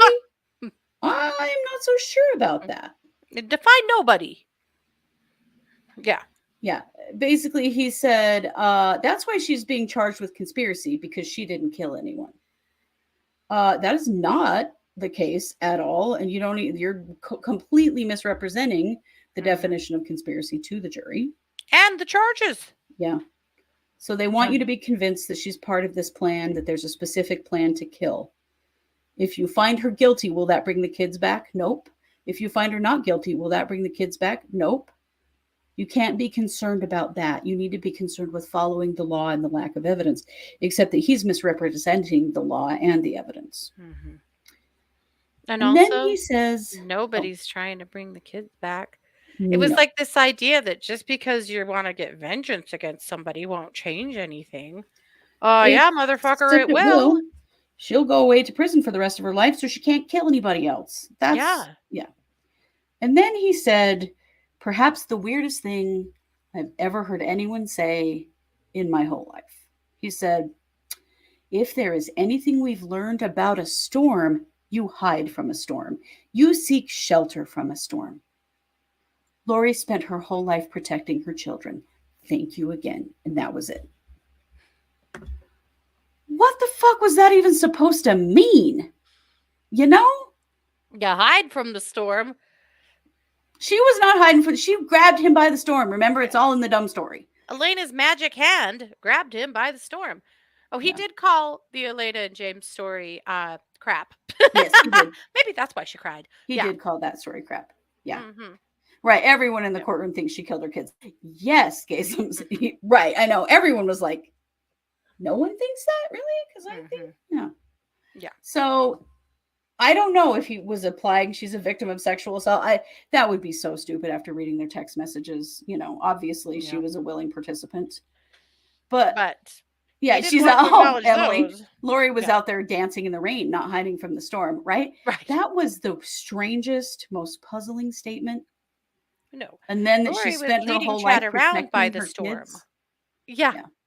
There was no no alternative explanation for where the kids were, why she didn't know where they were, what she thought was true. But he's saying this like she didn't know those kids were dead. Oh, And yeah. that is the biggest bunch of bullshit I've He ever said heard. that. He said Lori had no idea. He had no idea, or she had no idea that her kids were buried back there in Yeah, Chad's yard. She had no idea. Then where did she think they were? right. Where And did if she? she really didn't, help me with a couple of things. Why didn't she get on the stand and tell us that, for one? Right. For two, if she really didn't know,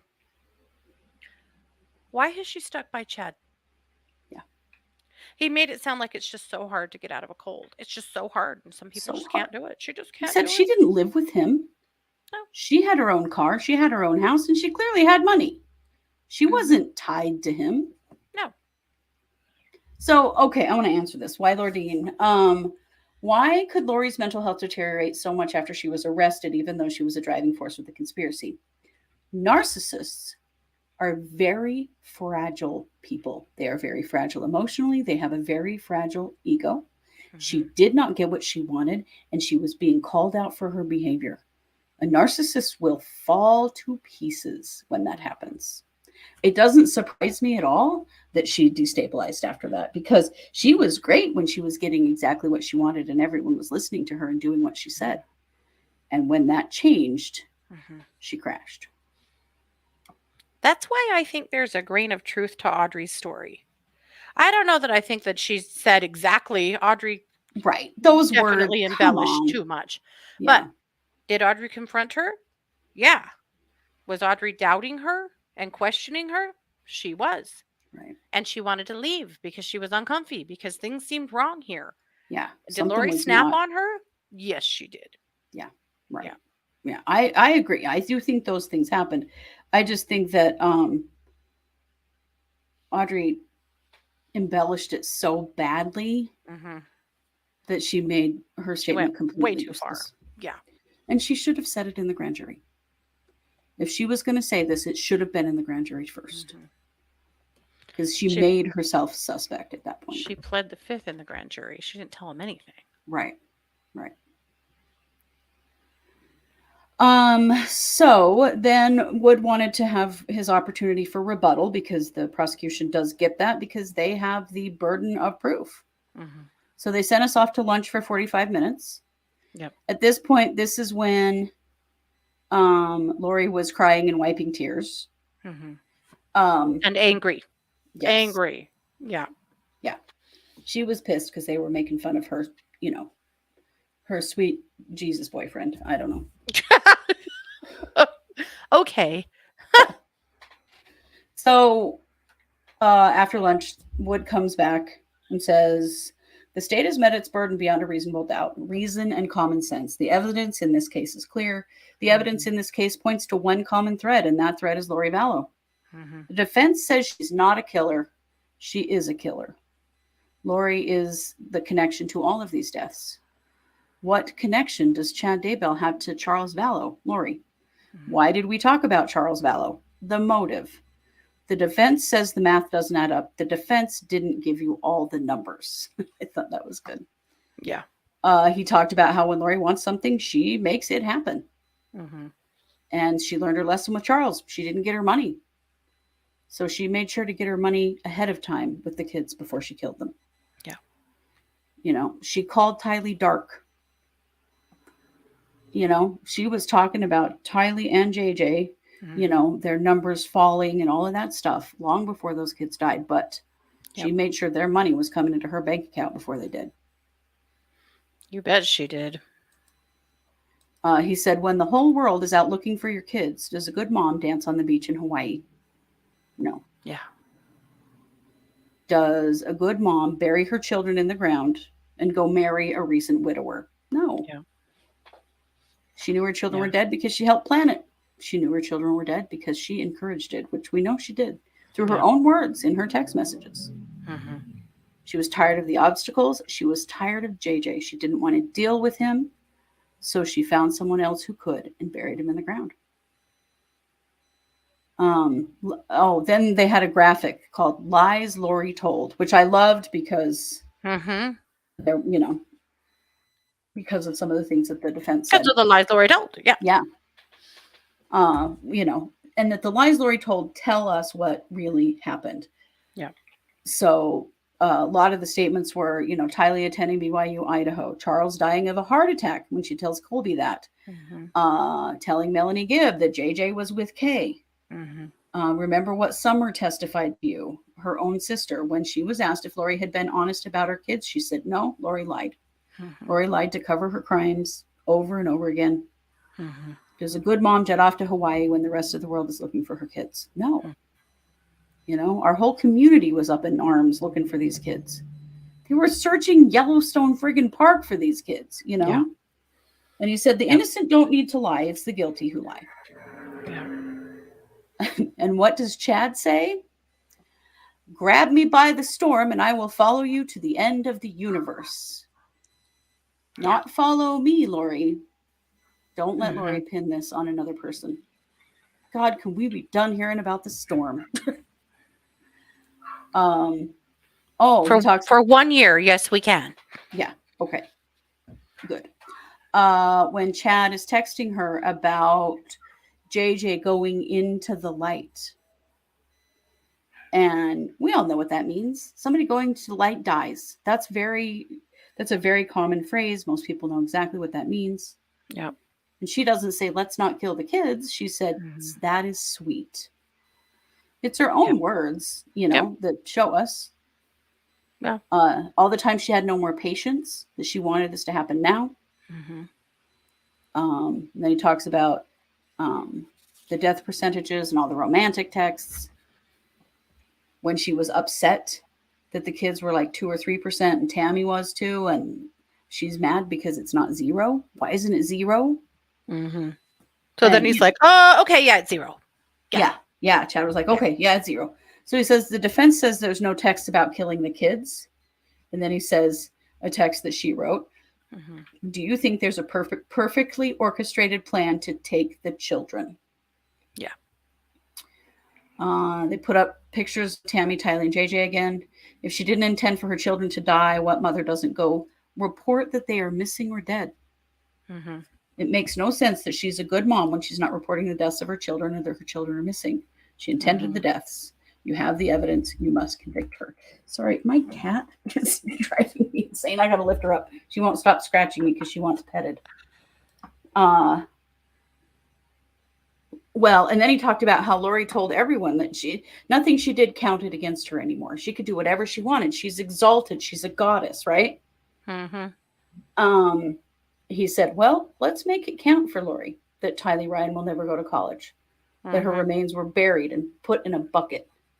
Let's make it count for Lori Vallow that JJ Vallow, a boy with special needs, had a plastic bag over his head and fought for his life. Mm-hmm. And make it count for Lori that Tammy Daybell had to die so Lori could get to that money. Ladies and gentlemen, reason and common sense, you must convict her. Yep. And then he was done. Yep. And then they go through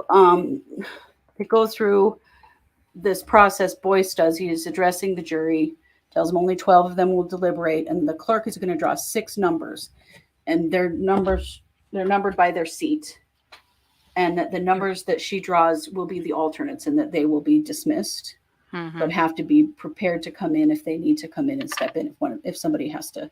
Yeah, leave. they're still under the cloak of the jury. They're just not there. Yeah. So we have then 7 men and 5 women left on the jury. They swear in 2 bailiffs who are there to serve the jury, to keep them secure and help them with anything they need and make sure that they're not, being influenced in any way. So then they send the jury out. Mm-hmm. And then he says, we will adjourn until we hear back from the jury. Yep. And that was that. Yeah. People that could see the jury, not us, in our courtroom, said that some of the jurors were very upset to be released. Can you imagine? I cannot, to go through this entire friggin' thing and then not get to be one of the people to deliberate and to vote on her guilt or innocence. It would be really hard. What a huge lack of closure for you. Yeah. After experiencing all of this. Right. The bailiffs do stay in the room with the jury. Yeah. Mm-hmm. There's security for them, but they're also making sure they're not being influenced, and then they get them things if they need anything. Mm-hmm. If they're requesting any items or. Yeah, this is Sandy. If they want to shoot the Alexander or whatever. Yeah. If they want to see the gun or whatever. Sandy only has 3 teeth left. She's almost 14, and she's had 2 oral surgeries. And so when she purrs, she drools all over me because she doesn't have any way to hold that in. But yeah, this is Sandy. She is a beautiful kitty. She is a gorgeous kitty. Oh, she's a sweet girl. And if I don't pet her when she wants me to, she just scratches at me until I do. She's real great for like catching my clothes and running something, or scratching the crap out of me. So someone asked what Little Marky Means is saying today on Twitter. Not a damn thing. Not a thing. That's interesting. He tweeted yesterday when... Oh, that's not true. No. Sorry. Twitter isn't lined up in a good timeline. He replied to Julie from Court TV posting the video about Lori being served in Hawaii. Mm-hmm. Take a close look. Can anyone identify the multiple violations of constitutional law protections of due process? Can you? Okay, Little Marky Means. Okay. Yes, you can hear her purring. She likes to rub her face on my microphone, so you will hear her purring. She's a silly kitty. He said the defense should have had an expert in the area of mind control / manipulation. Well, yeah, the defense maybe should have had any experts, Mhm. anybody. I still stand that they are looking to try to overturn this in appeal. Mhm. But did you know that only 3% of appeals are successful? Yeah, 3%. pretty rare. And there is a mountain of evidence in this case. Oh yeah. You may not like it, but it's there. Yeah. Um, how long do we think they'll be out? And Janet says she's Mhm. surprised that we didn't get a verdict yet. Yeah. Well, you got to remember all of those different counts, they have to examine the evidence and determine guilt or innocence for each one of those counts individually. So it's Mhm. going to take a little time to have those discussions. They had Mhm. to, they had to elect their foreperson. They had to read through the instructions again. Then they've got to look at all the evidence. Like it's a process. We're Mhm. hoping they're going to be back by the end of tomorrow. We're hoping that this isn't going to take a long time for them, Mhm. but it's going to take what it's going to take. And if they have a holdout of any kind, it may take a while. Yep. Yep. I don't think she's worried. She didn't look worried. She was just No. pissed that her attorney dissed on her Jesus lover boy. But Mhm. she didn't appear worried or concerned at all about what was actually Mhm. happening to her today. Oh, this morning, just sitting at the defense table, just chatting it up, flipping her hair, just acting completely normal. Lori's in jail. She's not been in a mental health facility since last fall. Yeah. And she won't go back there now. She will go to prison. Yeah, Yeah. yeah, yep. She's in jail in Ada County for now. Well, I mean, as far as closing statements go, I felt like the prosecution ran circles around the defense I did too. A lot. because I their didn't argument didn't really even make sense. know. They were trying to say that Lori is a follower and that she was Mhm. just following whatever Chad said and that she got duped into this.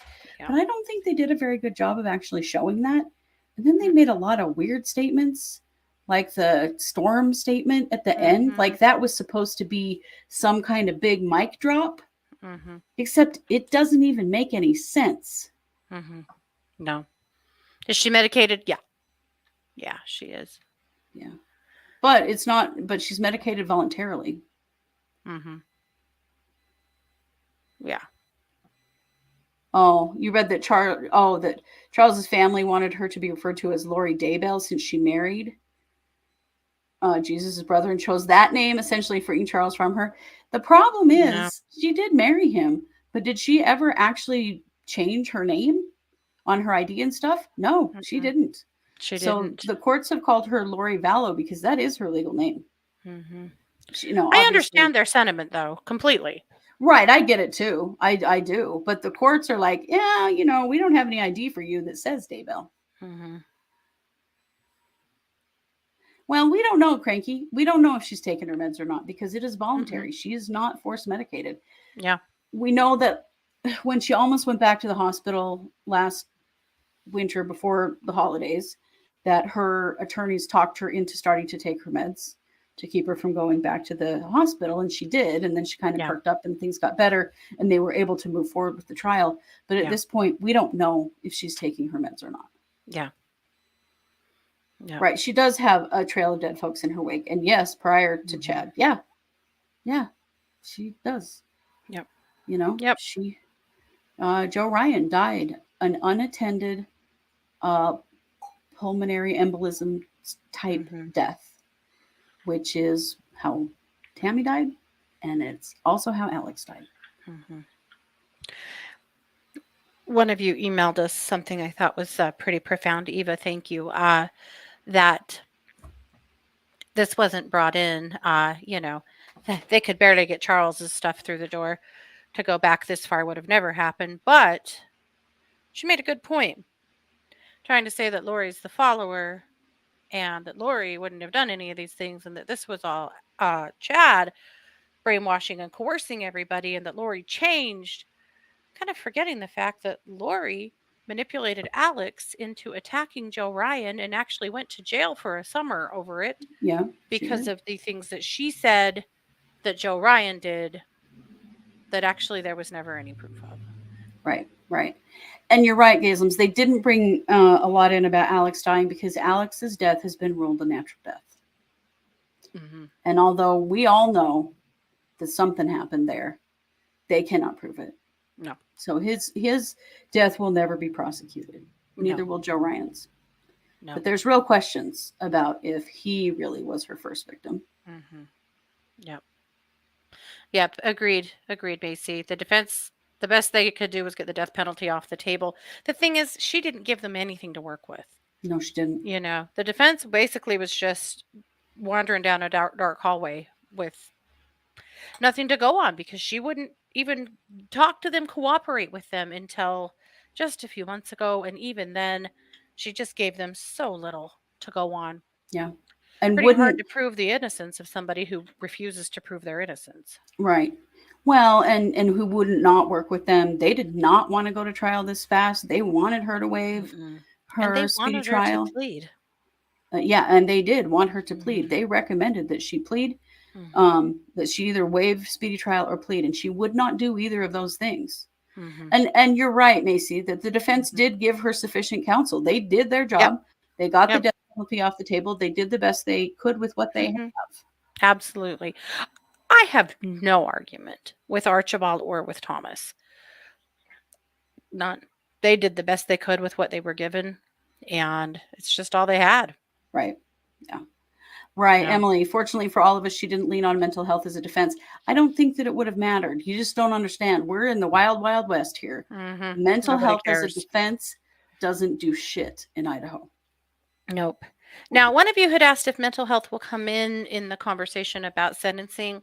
So there's a pre-sentencing report that, and it's why sentencing takes so long.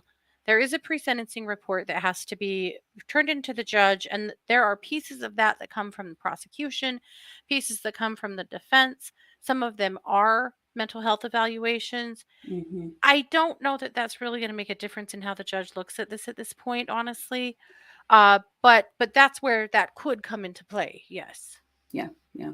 I agree with you, Macy, that she won't be able to argue, ineffective No. counsel because they did get the death penalty off the Hmm. table. I agree with Hmm. you. Nope. They showed up They're and going to did their try jobs. that, but I don't think it's going to go. The other Nope. thing that they're going to try is that they're going to try to say that none of the stuff about Charles' death or the shooting of Brandon Boudreaux should have come in. Yep. But those were all a part of the common scheme that was the Hmm. conspiracy, and that's why those things came in to Hmm. go toward motive. So And I the don't know that they'll get prosecution those was out. clear. Yeah. The prosecution was also clear in their close that the Arizona stuff was simply to establish motive. Yeah, Everybody was clear.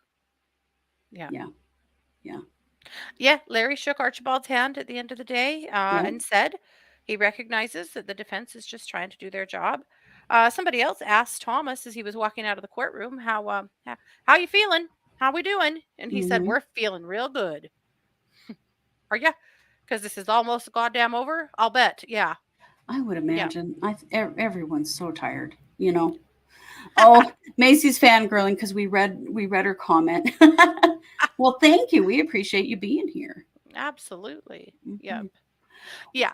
Boyce definitely made his opinion known. Boyce basically gave the closing arguments outside of the jury. He did. And He really did, and he made it very yeah. clear that he sees this as having Hmm. the case that's been proven. Yep. Yep. Yes. Exactly. Yes. It was also made 404B has been made clear over and over and over to the jury. And Yeah. it was made clear in the jury instruction again. Yes. Yeah. So one Yeah. more time, 404B is the rule that you cannot use past bad acts to judge a defendant's character. You can only use them to establish motive, which is Right. exactly what the prosecution did. It is. It is, and they did instruct the jury of that multiple times. Right? Hmm. Can you imagine the amount of sage Thomas and Archibald are going to have to use? Right? I need to use some. I never want to hear the word storm again as long as I live. Ever, no. No. Mm-mm. Yeah.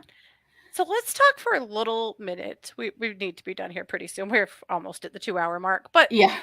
I was sitting in the courtroom today and I was thinking about this trial has been what it is. It's Mhm. been what it is. Really, for the most part, very few fireworks, very few showdowns. I mean, lots of objections, but that's normal. And of course, the prosecution fought to try and keep the text messages out because they were by far the most damning evidence. Okay, Yes. that's normal. Mhm. Can you guys, for just a half a second, consider how different Chad's trial will be with with Pryor and the You mean constant, with the pearl clutcher yes, at the helm? Yeah. with the constant pearl clutching and whining and complaining and bitching. There's that. But also, there's other evidence. There were 15,000 text messages. Right. We saw a smattering of them. There are Right. other Well, and we text heard from messages. Lori's side of those text messages, Yes, not Chad's side of Chad's those text side. messages. There's different evidence for old chatty boy, and that is going to be very, very interesting. Yeah. I hope Chad spares his kids and takes a plea, but he's proven that he doesn't give a flying fuck about them. So I'm guessing no. Right. You know, I was thinking about something. Yeah, I've been doing too much thinking, obviously. But one thing I was thinking about the other day is how not only did he really kind of make Garth an accomplice with Tammy's Right. death, but he also let those kids all live on that land where the kids were buried. Also, All that time. all that time, which also at some point could have implicated them. Yeah. He did not care about his kids and their well being at all. No. At It's all. so gross. I feel so sad for them. Mm, For them to hear those text mhm, exchanges and all the sexual stuff and the story, mhm, and to understand the mhm, depth of the affair that their dad had, and then the way that Chad and Alex mhm. murdered Tammy when she Yeah. was awake, Yep. ambushed her in her own bed. Mhm. It's horrifying. Yeah. Absolutely. No, the prosecution does not have to give him a plea at this point. They No, will. they don't. I think they would if they. We were told last week that the county is into this right now $7 million. Yeah. They will do a plea if they can get one. They don't want to They have to do this again. Mhm. Now, Emily said, I can imagine Chad's attorney will be heavily advising Chatty Potter to plea. Chatty Potter. Loved it. Uh, Mhm. that's dang good. No, I disagree, actually. Pa- Pryor's dying to go to court on this. He Oh, just wants yeah. more time, but he wants to show Well, himself. and he He wants wants to the whole show thing off. televised, man. He is He looking wants it for his 15 televised. minutes. That's for sure. You betcha. You betcha. He wants it. He doesn't want Chad to take a plea, even if it was the best thing for him. But the Mhm. other thing you have to remember is that Pryor is not a death penalty attorney. No. And He, we don't know. He's got two other attorneys working with him now. We don't know Mhm. anything about them, who they No, are, if they are have any kind of death penalty certification, because Pryor is in way out of his depth here. yeah, yeah, Right? The kids didn't show up today to support their mother. I know. It's I it's know. but I cannot imagine after what they've learned just Mhm. last week and this week Yep. that I don't know if I could do it either, Hmm. you know? Yep. And they know that if they show up in person, the press are going to be all over them, and Oh, yeah. people have been judging them all along. And now the truth of it all is Hmm. out there in the open, and they know what trash their dad is. I Yep. just, yeah. Yep. One of you had said that you'd get kicked out of the courtroom if you were one of Chad's kids, that you would have Mhm. been sitting in that courtroom yelling at Lori all this time. Right. I hear that. Right. Yes. Yeah. Yeah. Would you support Lori if she was your mother? For a while you probably would because she kept her kids very off-centered and very discombobulated. And Yep. it took Colby a while to be able to kind of come to terms with what was going on here. And what the actual truth is, because she just told, she lied to them constantly. They never knew what the truth was. Pryor was Um, not appointed. Here's how Pryor got this gig, to the best of our knowledge. yeah. When Lori was extradited back to Rexburg from Hawaii, she got this dream team of attorneys. I mean, this was going to be the thing, right? They Mm-hmm. had two trial attorneys. One of them was known as the pit bull in heels.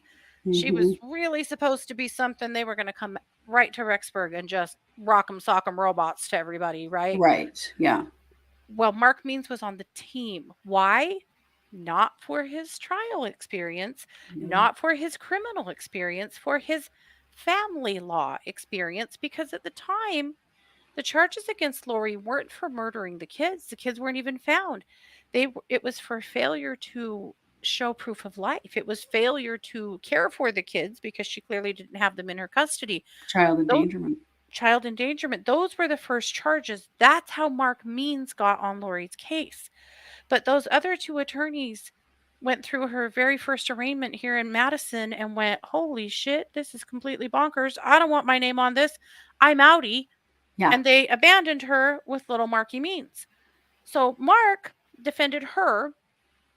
And then sometime around May, he posted on Twitter that he was also now Chad Daybell's attorney, and anyone who had any questions for Chad from the press or otherwise needed to go through him. Mm-hmm. And then they found the kids on the 9th of June, and the first person that he called was Mark Means, because Right. Mark Means was his attorney at that point. Then, within just a hot minute, Mark isn't his attorney anymore. It's John Pryor. How did John Pryor get on board? Well, Mark Means and John Pryor worked out of the same office. Right. That's how Pryor got roped into this whole mess. Yeah. But he's privately hired. Hmm. Chad has never asked to be declared indigent, so the state is not paying for his defense. But then it I don't didn't know take who very is. long for Um, Pryor's name to show up on the deed of Chad's house. yes. And for about a year, it was Tammy and Pryor on the deed. Now Hmm. Tammy's off, and it's just Pryor. Yep. So Pryor essentially owns Chad's house. That's the payment that he's receiving here. Yeah. But there's no way at this point that there's any of that money left. I You can't know, imagine. like this has been going on for 3 years, and then now they're going to have to get DNA, and they've got to get all their experts, and the Mhm. state is not paying for any of that because No. he has not declared himself indigent. Yeah. But if he does, this is where Pryor's in a real pickle because he seems to have wanted this case for the fame and fortune of it. Well, if Chad is declared indigent, Pryor can't sit first or second chair on his Nope. case because he is not death penalty certified. And the state requires that in death penalty Mhm. cases. If That's they're why paying for Lori has it, the attorneys she has. and the reason why? Because they don't want you to be able to come back and claim ineffective use of counsel. Yeah. They are trying to eliminate you being able to do that on their Right. dime Right. by saying it has to be a death penalty certified attorney. Well, he isn't one. And does Nope. anyone here see John Pryor sitting third chair? No. No. His ego would not allow for that. Hmm. But we do genuinely question who's footing the bill now. There's Hmm. 2 more attorneys. They have a couple of assistants. Hmm. Apparently, there's a team of 5 now on Chad's Hmm. side. Who's paying for that? Because it On ain't one Chad. hand, I'll bet they're paying him rent. I'll bet the kids Hmm. are paying him monthly rent for the kids because some of Chad's kids do still live in the house. Right. So I would imagine that is some of it, but someone's got to be paying the taxes on that house, the insurance on that house, Right. all of those things as well. Yeah. Right. Right. And right, yeah, and he wants that DNA testing done, and he says he's going to have 8 experts. Right. Who is going to pay Mhm. those people? They Yeah. make an ungodly amount of money. I mean, consider last night 8 we were talking about experts. the West case. In the Yeah. West case, they had a forensic psychologist that put 100 hours in on this case, and the state paid her around $40,000. Yeah. You consider Dr. Wellner. Dr. Wellner was the star expert witness in the sentencing for the guy who kidnapped Elizabeth Smart, Yeah. David Mitchell. Hmm. They paid him $600,000 for Yeah. his expertise. Yeah. $600,000. Where is that coming from? Yeah. Right. Yeah. Cranky, a secret benefactor. We wonder, because there Mhm. were other people involved in that community that were Mhm. following Chad. Yeah. So is one of them or some of Mhm. them So in order to be death footing the bill penalty here? certified, yeah. Right. Sorry, Is I'm jumping AVOW, is ahead. that group? Right. We don't know, but we sure question it. Mhm. Where is it coming from? Yeah. Uh, in order to be death penalty certified in Idaho, you have to have served on a certain amount of cases, second and third chair to death penalty certified attorneys. That's what Thomas is doing here. Right.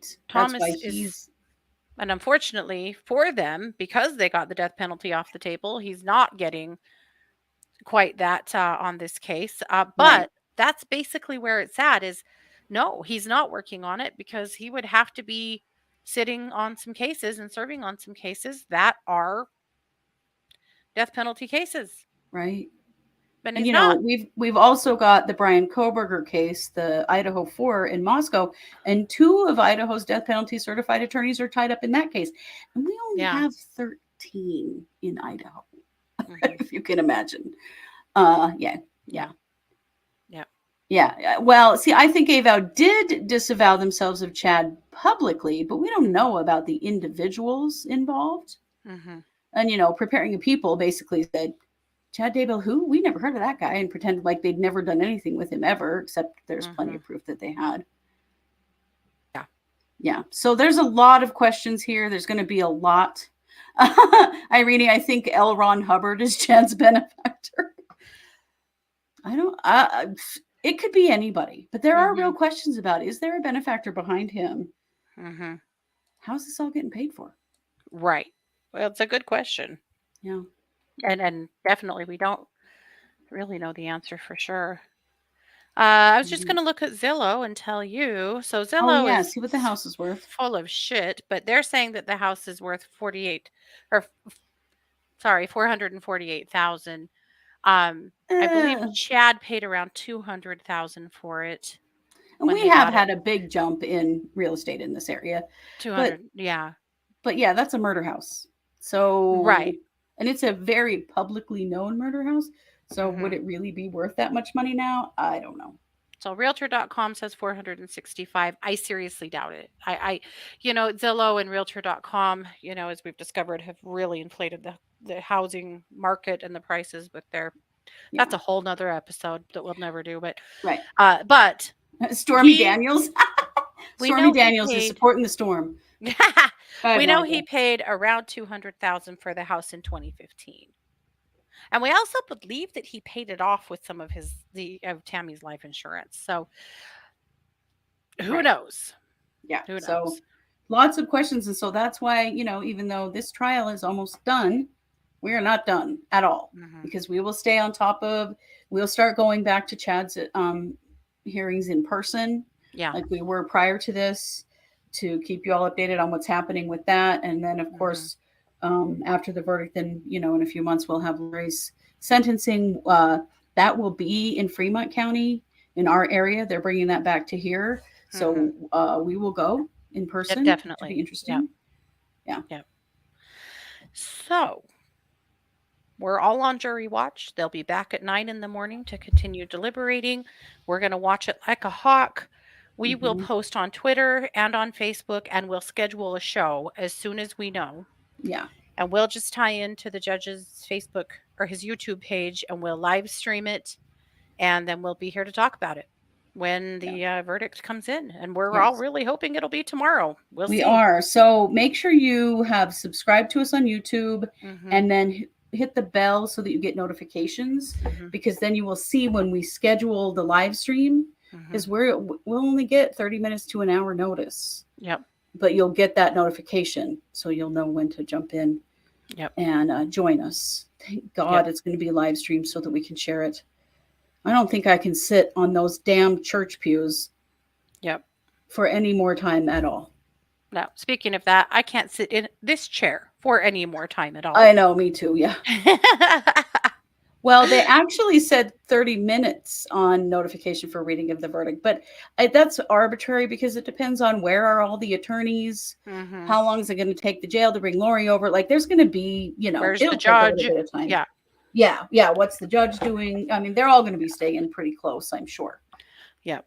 Yeah. Don't forget, if you would like to tip us, you can do that by going to Mhm. truecrimesquad.com. You can either buy us a coffee or there's a way to tip us through PayPal. We really, really appreciate your support For sure. because we have put an ungodly number of hours into this, as you can imagine. But that's, of We course, appreciated, but not required. And we no. really appreciate you being here with us because we know, like Crank said earlier, or JR said earlier, we are here for Tammy. Yeah. And we're here for JJ and Tylee as well. Absolutely. We did a little interview earlier today, right after the court broke, with a student reporter from our local college. Really Mm-hmm. nice kid. Yeah. We saw him on the first day of court. And we saw him on the last day of court, Yeah. and we were talking to him, and I said, we are not that far off from 200 episodes about this case. Yeah. You even imagine that? It's insane to me. It's It's insane nuts. to me. But, Hmm. and I go back and I listen to him and I'm like, oh, yeah. Because we've done, if you aren't familiar with us, we've got Hmm. episodes that you can go back and see that, like, Hmm. about Zulema, about Mel G, about Melanie Boudreau, about Alex. Like, there are dedicated episodes to all of those people as we were Hmm. learning about who's who. Emily, I wish I knew his name. I actually don't. But the college paper is, I think it's still called The Scroll. It's It for is. BYU, Idaho, the Yes. newspaper in BYU, Idaho. Yep. And he's been there, not every day, but most days, Mm-hmm. keeping notes. And we asked him the first day, well, do you like true crime? And he said, no. But this was an assignment. So, Right. yeah. Nice kid, So though. Super nice we kid. certainly Yeah. appreciate him. Yeah. And we Yep. appreciate all of you. And we will be back as soon as that verdict comes in. So Yep. you know it. We are the True Crime Squad. Thanks for being here. Take care.